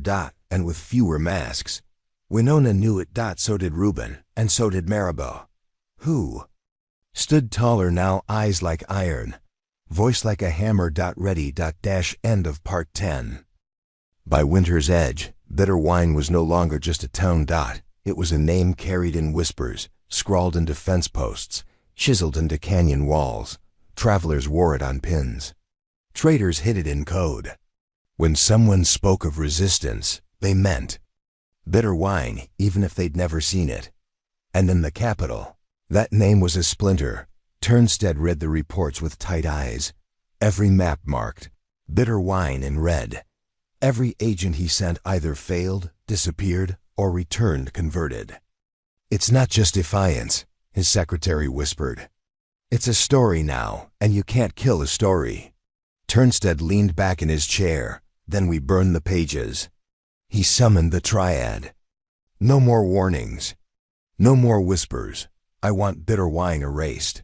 Not just from the maps. From memory." Rings nodded. Black smiled. Spectacles scribbled. Plans were made. Troops were hired.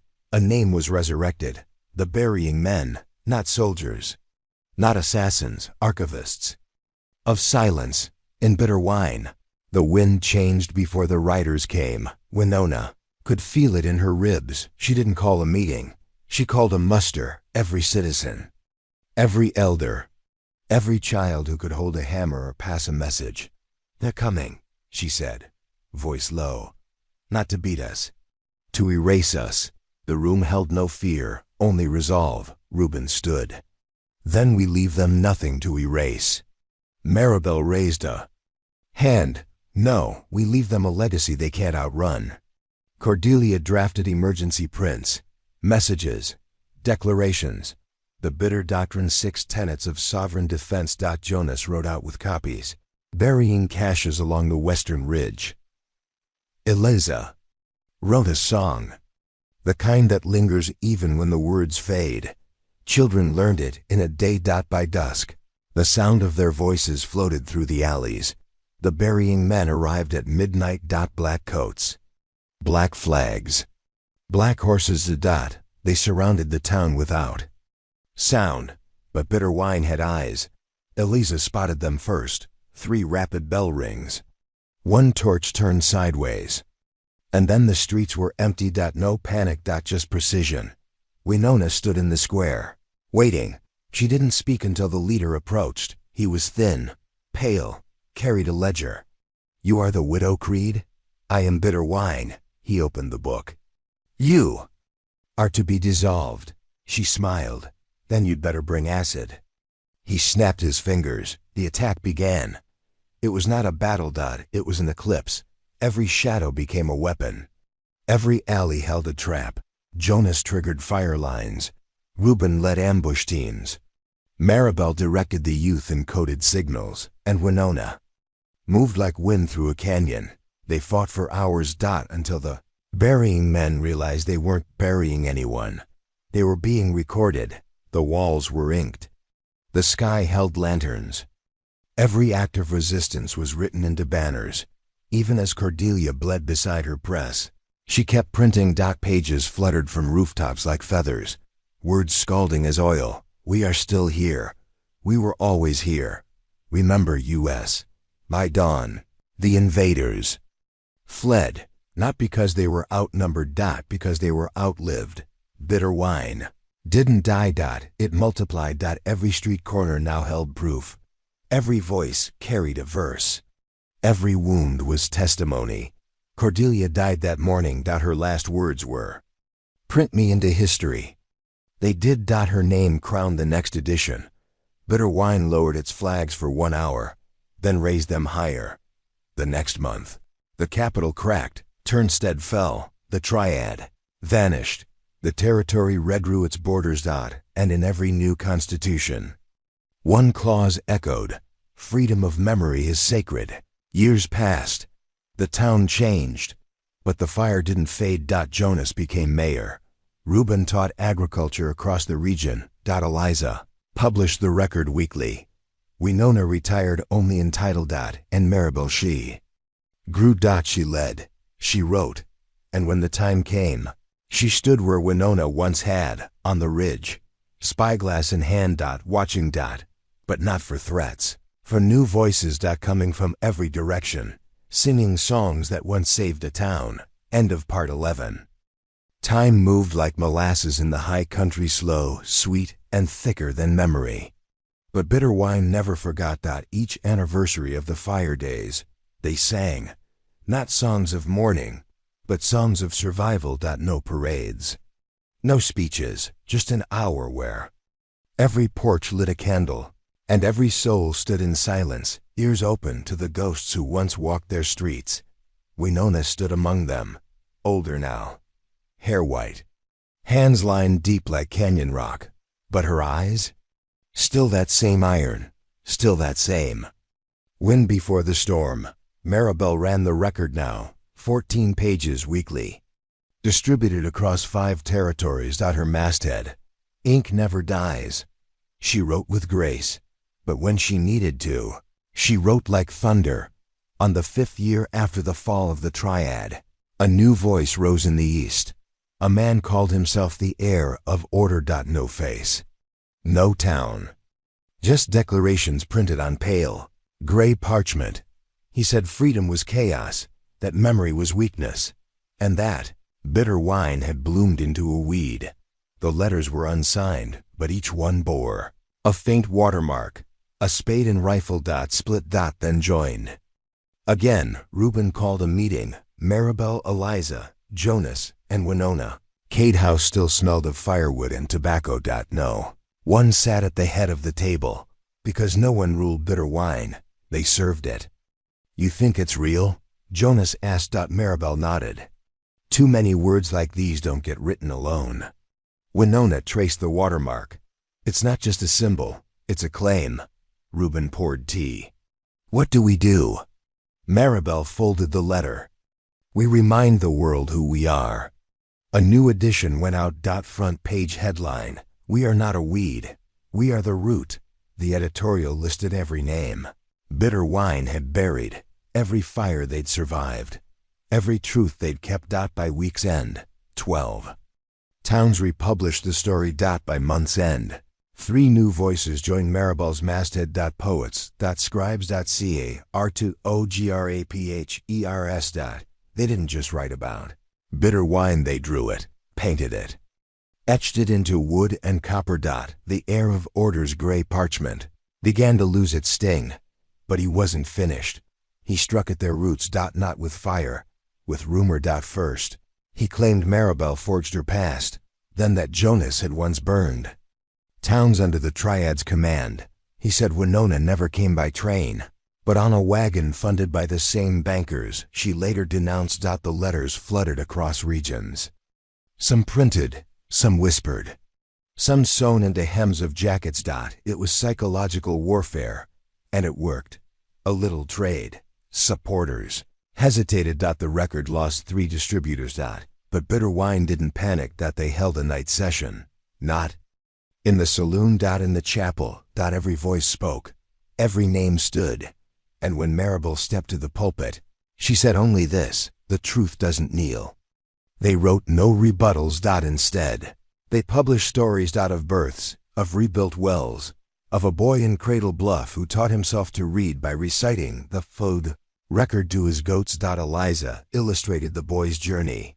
Reuben wrote a verse. Jonas mailed the story to every library in the territory. And Winona added a single line at the end: truth may be slow, but it always catches up. The air of order changed tactics. He sent agents. They came as buyers. As messengers. As pilgrims. But bitter wine had eyes. They watched. They questioned. They welcomed. And when the masks dropped, they exiled. No blood. Just a message.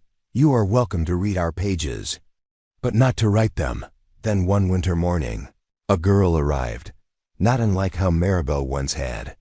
Only this one carried a violin. She called herself Loma, said she came from a town that no longer had a name. When asked why, she held up her bow. Because the air said stories were a poison, and I refused to be cured. She played in the chapel that night. Songs made of storms, songs made of silence, songs that remembered.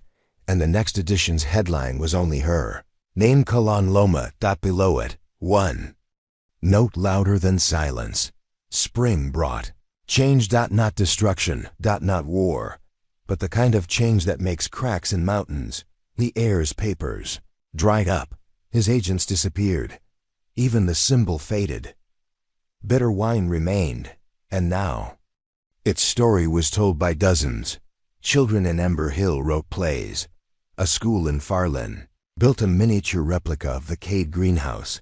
A scribe in Old Rosin tattooed Winona's first editorial across his arms. History was no longer passed down. It was passed around. Winona stepped down from council that summer. Not because she was tired, because it was time. She took up gardening. Built benches in the shade. And every evening she walked with Maribel. They didn't speak of what was. They dreamed of what could be, because the war for memory was not over. It never would be. But now, they had more than survival. They had legacy. And when Winona passed in her sleep that fall, no funeral was held. No coffin lowered. Just a table in the middle of town, covered in her editorials. A chair beside it. Empty. Waiting. Because someone someday would write again. And bitter wine would still be listening. End of part 12. Bitter wine endured long after the fires stopped, long after the politics shifted, Even after the train routes changed and the maps were redrawn by men who had never touched the dust of its road, it endured. Not just in the earth, or the buildings, or even the ink that still flowed every Thursday morning from the press shed, but in people. Maribel walked slower now, not from age. She wasn't yet 40, but from gravity, the kind that comes from holding legacies instead of burdens. She still climbed the ridge each morning, still carried the spyglass, still left a folded page beneath the cairn at the summit. A new tradition. A quiet ritual. Today's headline: When memory blooms, nothing dies. Loma ran the youth journal, printed once a month. Poems, illustrations, arguments. Even pranks. She played violin in the square every market day. Children danced. Merchants hummed. One carved her bow's silhouette into the bench by the post. Office. Reuben passed the greenhouse to his niece, then took to writing. His essays were short, plain. Honest. One became a motto for a town in East Fen. Grow where they said nothing would. He visited once. They named a garden after him. He wept. Eliza never stopped writing, not even when her bones started to speak. Back to her. She claimed she'd die on horseback. Instead, she opened a rider's school. Her students called her Aunt Blaze. She called them her fireline.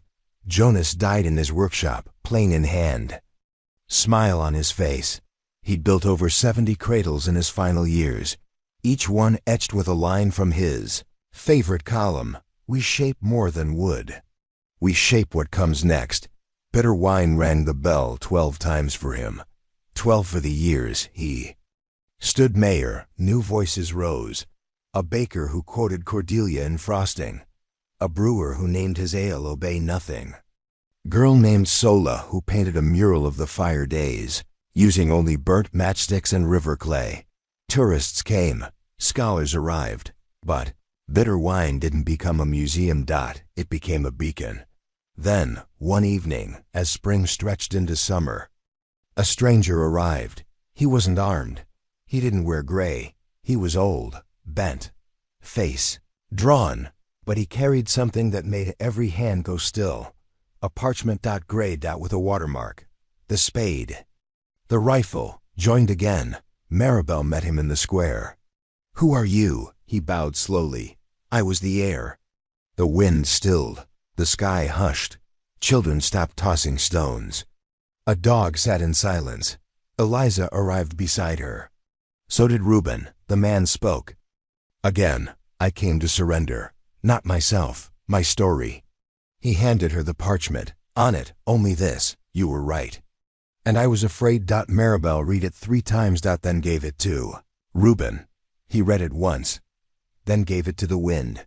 The paper flew east. Out of the square, over the ridges. Gone. No applause. Just breath and a nod. The man stayed a week, then left. No one stopped him. No one forgot him. On the 10th anniversary of the first fire, bitter wine planted a tree in the chapel yard. Ashwood. From the ruins of Prosper Ben. Maribel spoke. "This is not forgiveness. This is not surrender. This is proof that even from ruin, something roots." Children buried letters beneath the sapling. Stories. Secrets. Promises. The tree grew. Tall. Twisted. Beautiful. Maribel aged. Not fast, but visibly. The ink stained her fingers. More deeply. Her voice grew lower. But when she spoke, the town listened like it was hearing thunder again after years of drought. One day, she passed the press key to Loma. "Not because I'm done," she said, "but because I'm needed elsewhere." Loma didn't ask where. She just nodded. That was enough. Maribel traveled. By foot, by cart, sometimes by rail. She visited every town that had ever printed the bitter record. She sat with widows, danced with miners. Taught children how to fold pamphlets so the ink didn't bleed. She left behind no statues. Just benches and books. And people who said. She reminded us. Bitter wine changed again. And again. But it never changed away, because the roots were too deep. The song's too sharp. The fire too honest. And the ink too stubborn. So when a new government tried to silence 3 towns with threats and trade cuts, the first response wasn't protest. It was a bundle of papers. No postage. No names. Just a headline. Remember when they tried that here? Below it, an editorial signed, "Bitter wine." The officials backed off within the week, because a story that survived fire doesn't burn again. It teaches. It warns. It lives. One summer, decades later, a girl arrived in Bitter wine. On foot, with a bag of notebooks and a question: what do you do when they forget? An old woman, sharp-eyed, stone-back, took her hand. "You remind them," the girl smiled. "How?" The woman handed her a pen. "One word at a time." The girl sat down and started writing. End of Part 13. Bitter wine never aimed to be eternal. It simply refused to vanish.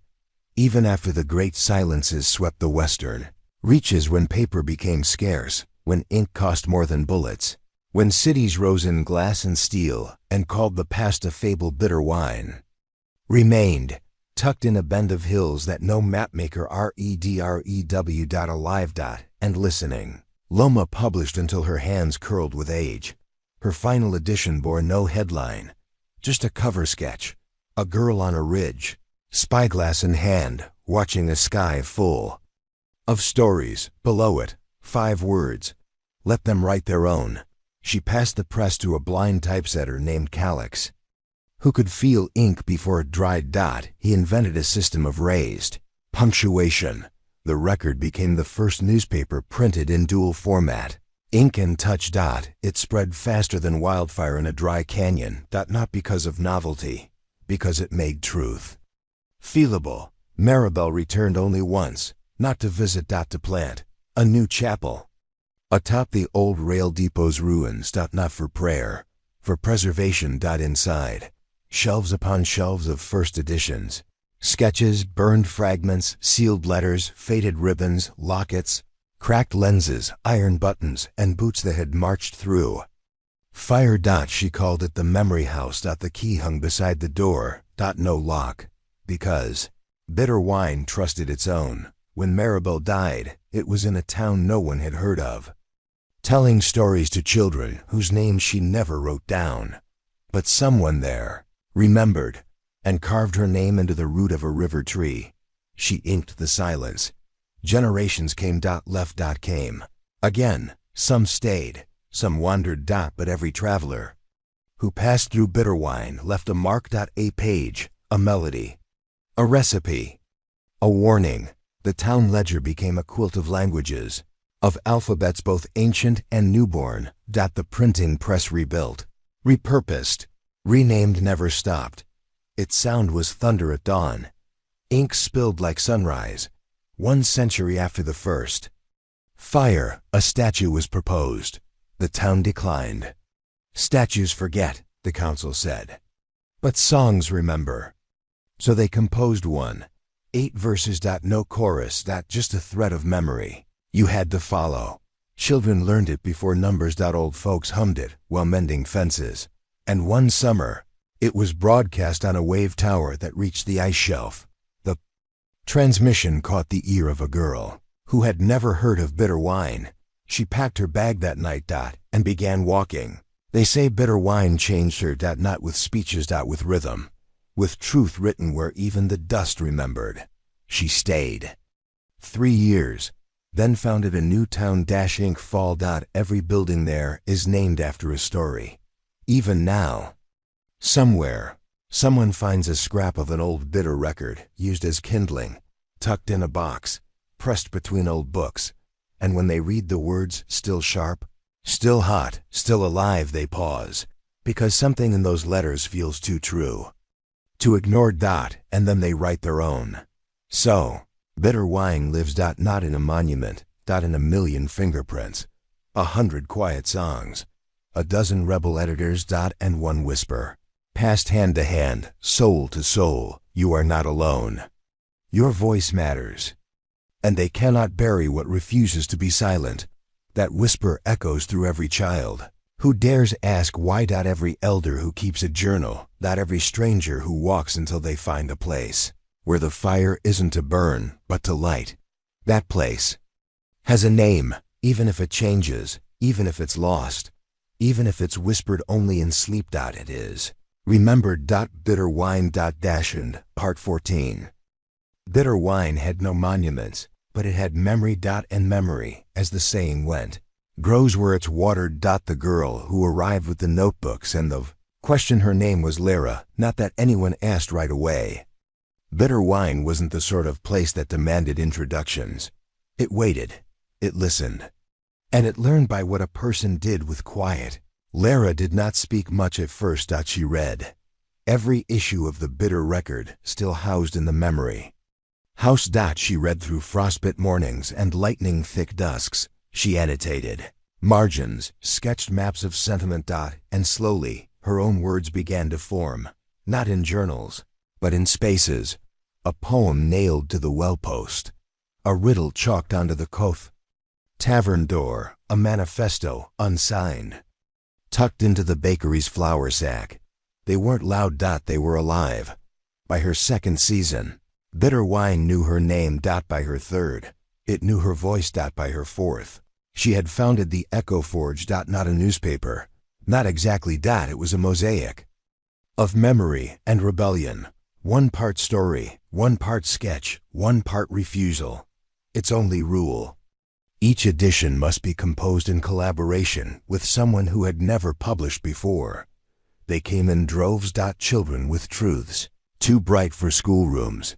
Grandmothers who sang facts into jars of jam. Wanderers who carved testimony into scraps of rawhide. The Echo Forge did not replace the Bitter record. It sharpened it, amplified it. And together, they turned truth into something even fire wouldn't touch. Then came the machine. It arrived in a brass-plated carriage. No horse. No driver. Just gears. Smoke. And letters of patent issued by a government no one in Bitter wine had voted for. It called itself the Compendium.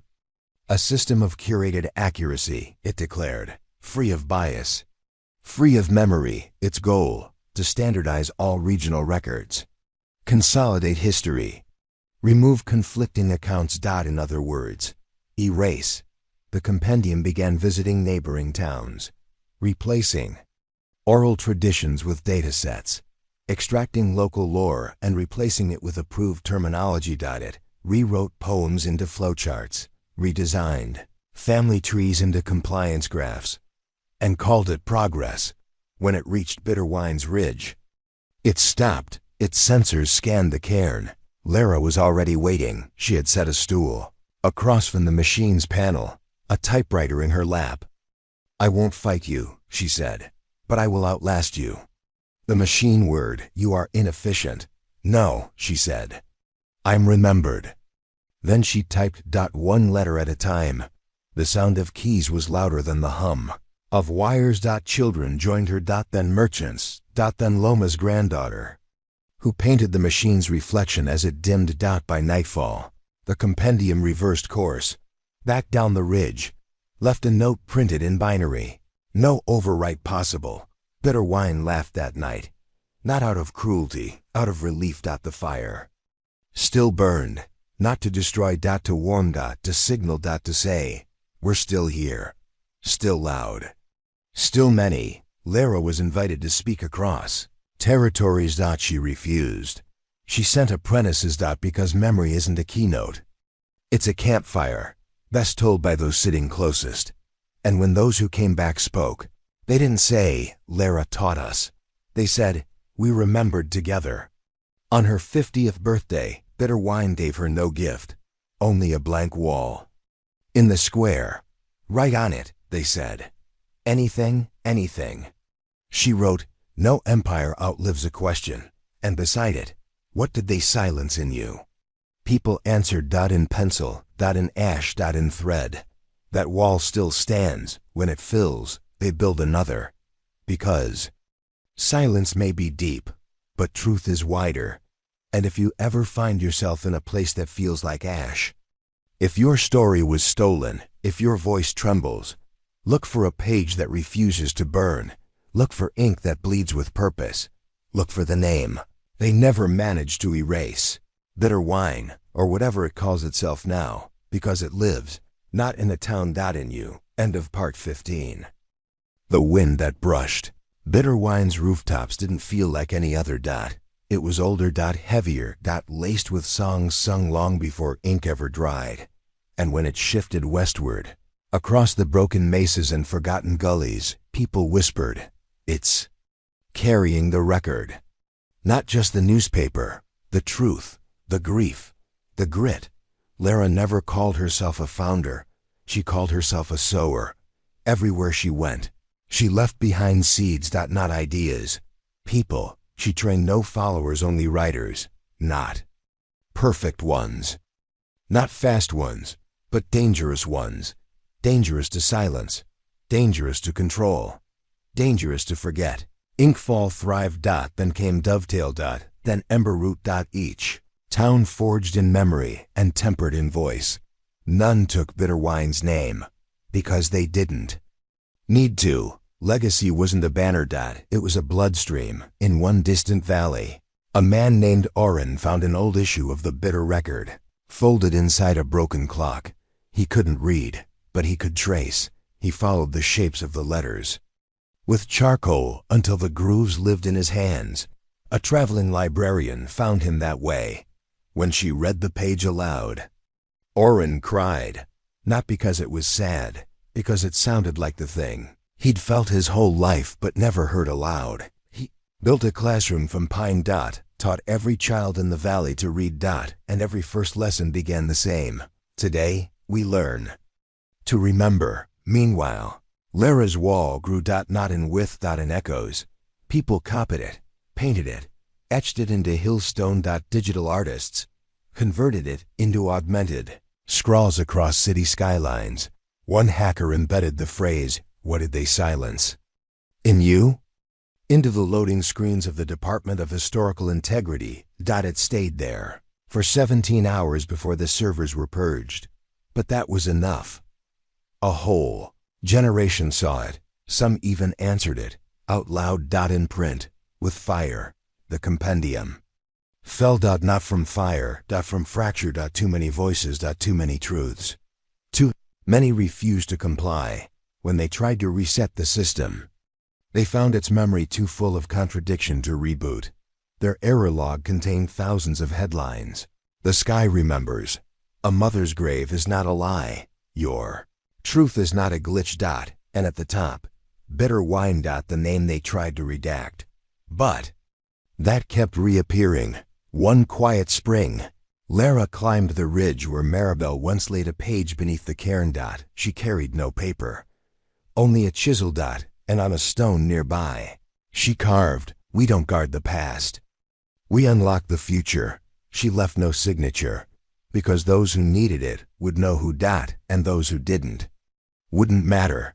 They say she died quietly. In her chair, pen in hand, not while writing. While rereading one of the first letters she ever received after founding Echo Forge.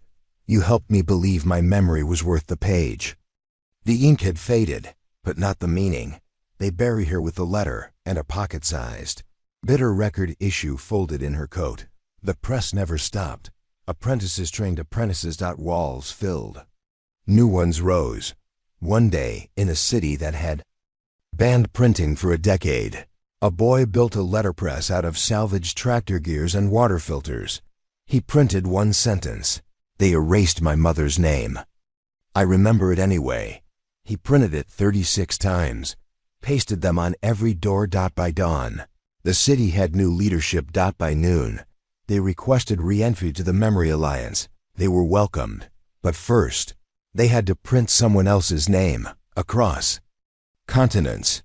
Bitter Wine became less a location and more a method. An uprising of ink, a storm of song, a map not to places, but to what can't be taken. In a galaxy that one day filled with colonies and silence, someone carved 3 words into a station's central pylon: ink, fire, truth. When asked what it meant, the responder said, "That's where we're from." The last known copy of the first Bitter Record still exists. It's not on paper. It's been woven into a tapestry aboard a ship bound for a system named Solace. The threads are ink infused. Flax. The letters stitched by 100 hands. No two. The same.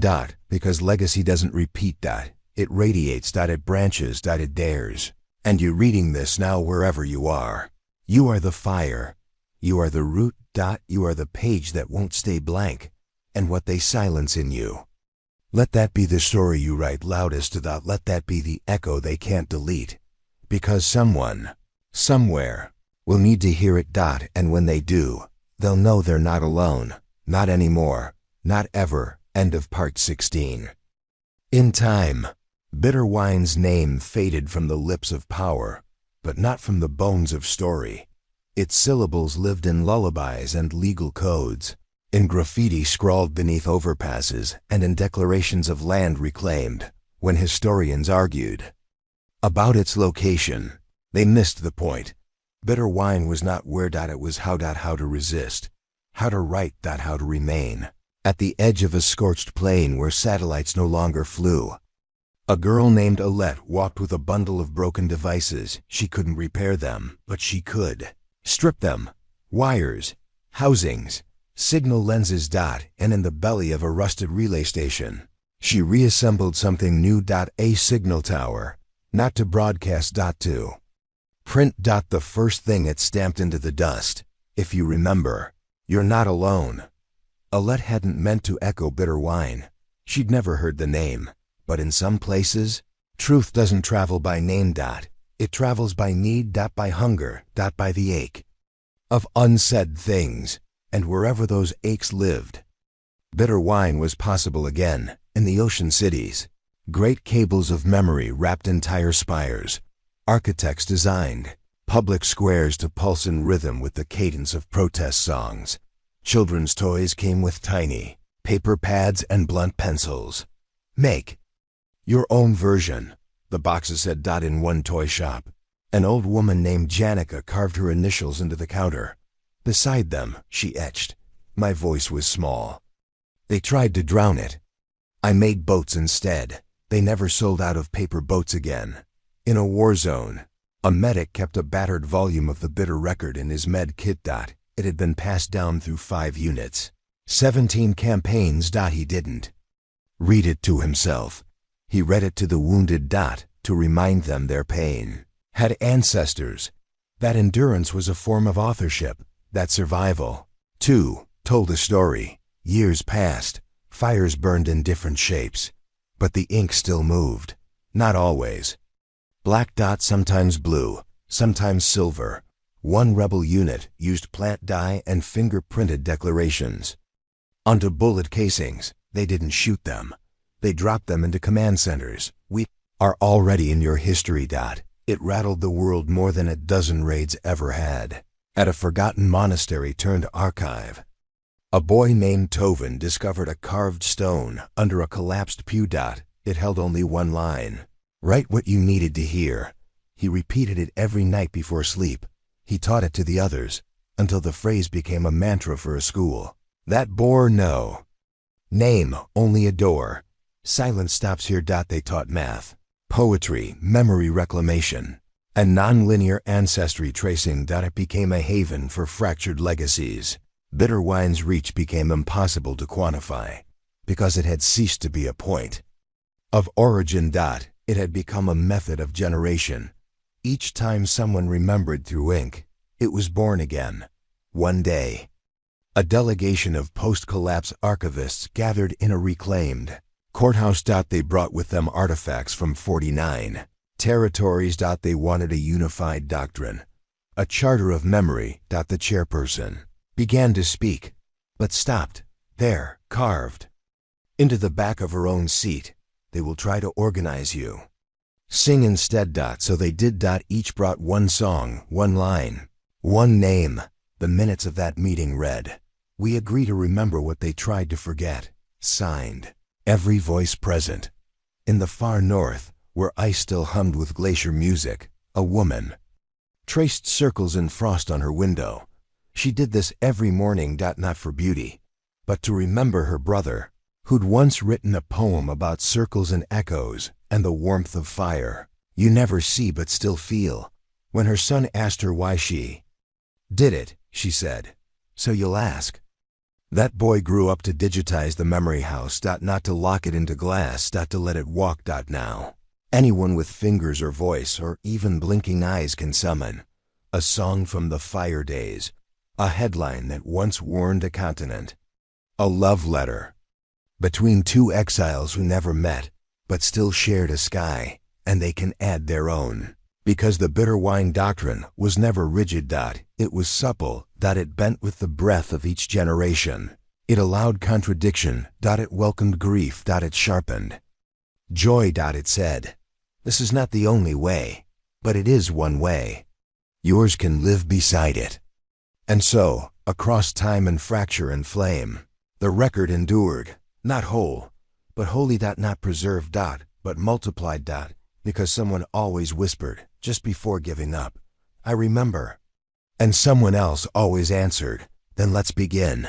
End of part 17. There's no last story in Bitter Wine, only the one you choose to tell next. In a stretch of salt flat wilderness where shadows felt like memory and silence rang like bells, a girl named Rima found a bottle half buried in sand. Inside, a page, crisp, typed, no date. It read, "If they burned the library, become the fire." She didn't know who wrote it, didn't need to.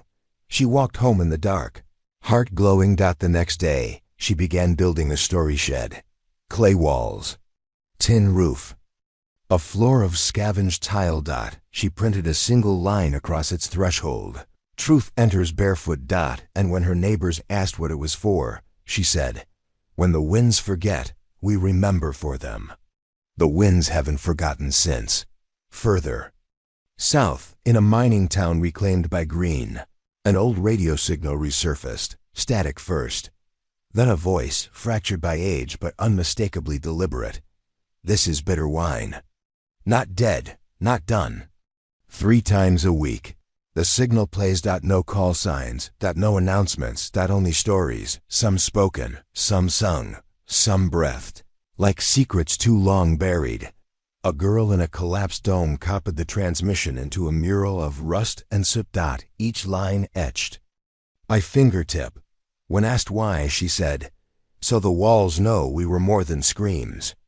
In the orbiting colonies, where silence was once protocol, a new rule was adopted.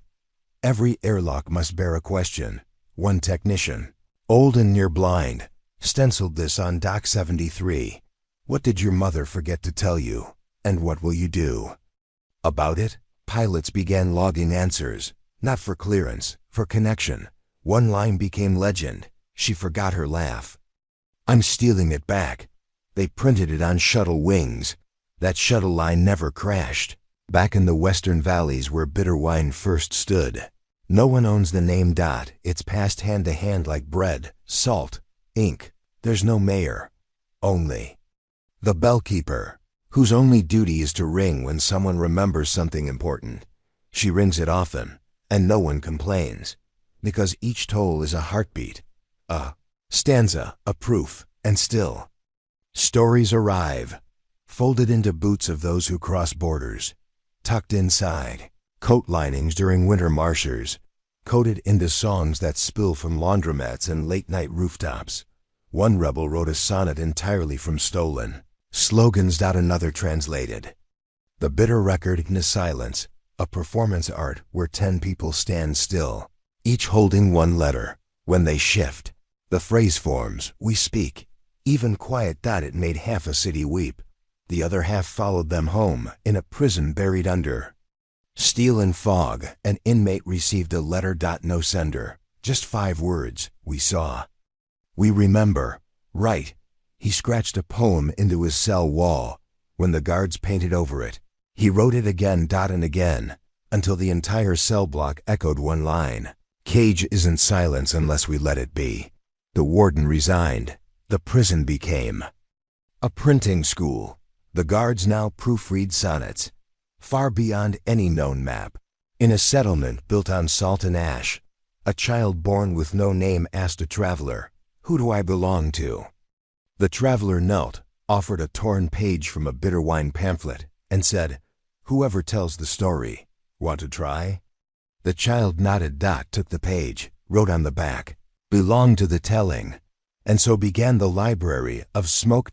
Books made of stone, of cloth, of breath, read aloud, because some memories can't be bound, only born. They tried to destroy bitter wine, but destruction was never enough, because bitter wine was not paper. Not people, not even place. It was practiced. It was pulse. It was every moment someone chose to witness instead of forget. And so long as one person writes, sings, hums, chants, folds, prints, speaks. Bitter wine remains, untouched, but unkillable. And what of you? Are you reading? Are you aching? Are you wondering if your voice matters? It does. Not because we say so. Because history needs witnesses, and witnesses need pages, even if those pages are snow, or smoke, or skin, even if you only whisper, even if you only dream. Say it anyway. Someone will answer. They always have. They always will. Because bitter wine listens, and so do we. End of part 18. Time does not measure memory. If it did, bitter wine's memories would stretch far beyond the horizon. In a desert canyon where wind sculptures shift with each storm, a man called Usher built a garden of stones. Each stone bore a character, a letter. From the first headline, they came to bury us. They did not know we were seeds. Others followed. They wrote their names in petroglyphs. Chiseled new truth signs. They called it the Garden of Echoes. And travelers left new stones, new letters, new lines, a living alphabet under an uncaring sky. In the legislative halls of the old territories, a motion was filed to create an annual Day of Remembrance. The map was redrawn. Each region assigned the sponsor. One word of the newspaper oath: I will remember what was written. I will uphold that which was lost. I will give my words to the free. On the first ceremony, the final line was carried by a girl from Bitter Wine's Ridge. She wore charcoal in her hair as war paint, and when she spoke it, the entire assembly stood. Usher's garden grew. Then, in winter frost, a letter thawed beneath the stones. It read, "Tell them, memory is an inheritance. Cultivate it with care." Writers took the letter, delivered to academies, to town squares, to bunkers. It became a credo. Those who remember sow the land with truth. Elsewhere, a child found a key. Rusty. Engraved with the symbol of the spade and rifle. Joined. No door for it. So he built one, made of driftwood, painted in layers of red and ochre. He called his town Threshold, and above the archway, you carry the key. Inside, every citizen stored words. Stories. Names. Dates. Someday, they whispered, someone will need the whole collection. The planting rituals returned, not just in Bitter Wine's chapel yard, across plains, beside rivers, on coastal dunes, seeds pressed into tracksuits, buried beneath new walls of falling cities. Up, note attached, let roots remember. In a space station where gravity was selective, an archivist carved a passage into the hull. We are dust, and yet we write. It became visible only at sunrise, born of light, and every dawn. The crew read it. Time continued. Humanity shifted. Maps became fractals. Nations became nodes. But the practice held. Wherever someone said, I will tell, they found a bitter wine. In a library on a lost continent, a scholar found a tattered copy of the first volume of the Bitter Record. No date, no author, but she recognized the phrase, silence is easy. Memory is work. She circled it, then wrote beneath colon begin. And the library flooded. Scholars translated, recopied, republished. It became a promised land for historians, but she called it home. One day, the bellkeeper heard his bell across 6 deserts. He rang it. No one knew why, but they listened. And in an instant, they remembered Bitter Wine. In a war commemorated by medals, one soldier refused his. He pinned instead an edition of the bitter record above his heart. His unit republished it in full, each copy typed on 2 pages of official records. They called it the field edition. It survived 2 combats. Made peace after. Across all time. Across all space. The story kept unfolding. No one could claim the final word, only the next one. And you reading these lines know this. If your voice is silent, find the key. If your story is untold, plant a seed. If your page is blank, begin. Memory is a garden. And the world needs what you plant. End of part 19. The dawn that broke over bitter wine on the 20th anniversary was unlike any that had come before. It carried the color of memory, a deep amber in the low sky, as if the sun itself had been forged in the embers of every story yet told. And the town stood ready. Morning rituals began before the light fully spilled. Eliza Quinn, her rifle retired, but her spirit still steel, rang the bell at sunrise. Her hands were steady, her gaze clear. She called the town to the square. Reuben. Cade emerged from his study, where he had spent hours writing a final essay titled Roots and Ash. He handed the essay to a young courier, who would deliver it to every settlement that had ever known bitter wine.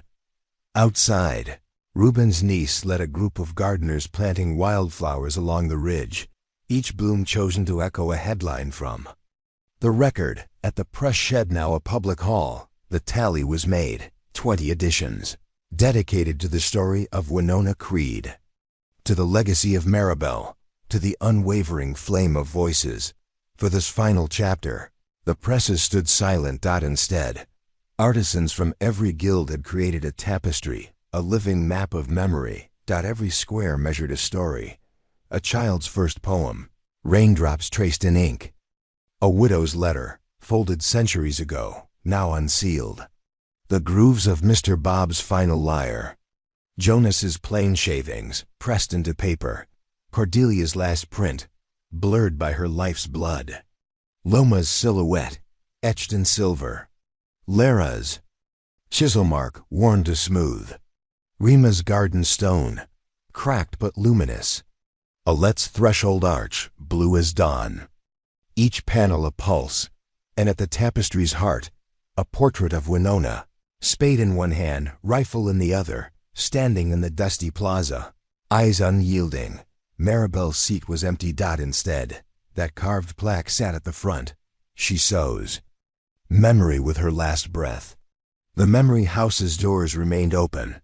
Inside, volunteers carried artifacts from across time, strands of Cordelia's hair preserved in glass. Witness statements scrawled on stolen postcards. Fragments of burned parchment, now pieced. Songs uploaded to rotating memory arrays. All sealed under a single sign. Preserve, remember, continue. Lyra, now older still, stood beside the tapestry, her hair silvered. Her hands marked by ink, she raised a cup of morning coffee to the crowd. "We are debtors to the past," she said. Voice firm but warm, and stewards of the future. Today, we pay our debts and make our own promises. A hush fell, not of grief, not of sorrow, but of communion. Because grief, after years of remembrance, had matured into gratitude. Sorrow had ripened into resolve. And the stories they carried had become the foundation of who they were. One by one, townspeople added their tokens to the tapestry. A field journalist from Ember Hill laid down a reporter's pen. A miner's widow placed a chipped coffee mug etched with her husband's last dispatch. A child pinned a drawing of a future schoolhouse, book end to end with the memory house. A traveler from far lands contributed a strand of digital code proof of how far the story had traveled. Each piece threaded, stapled, woven. A collective act of remembrance. Reuben read his essay aloud. "We came to this ridge, ragged and unsure. We could only pour our silence into ink, and from ink we sparked fire.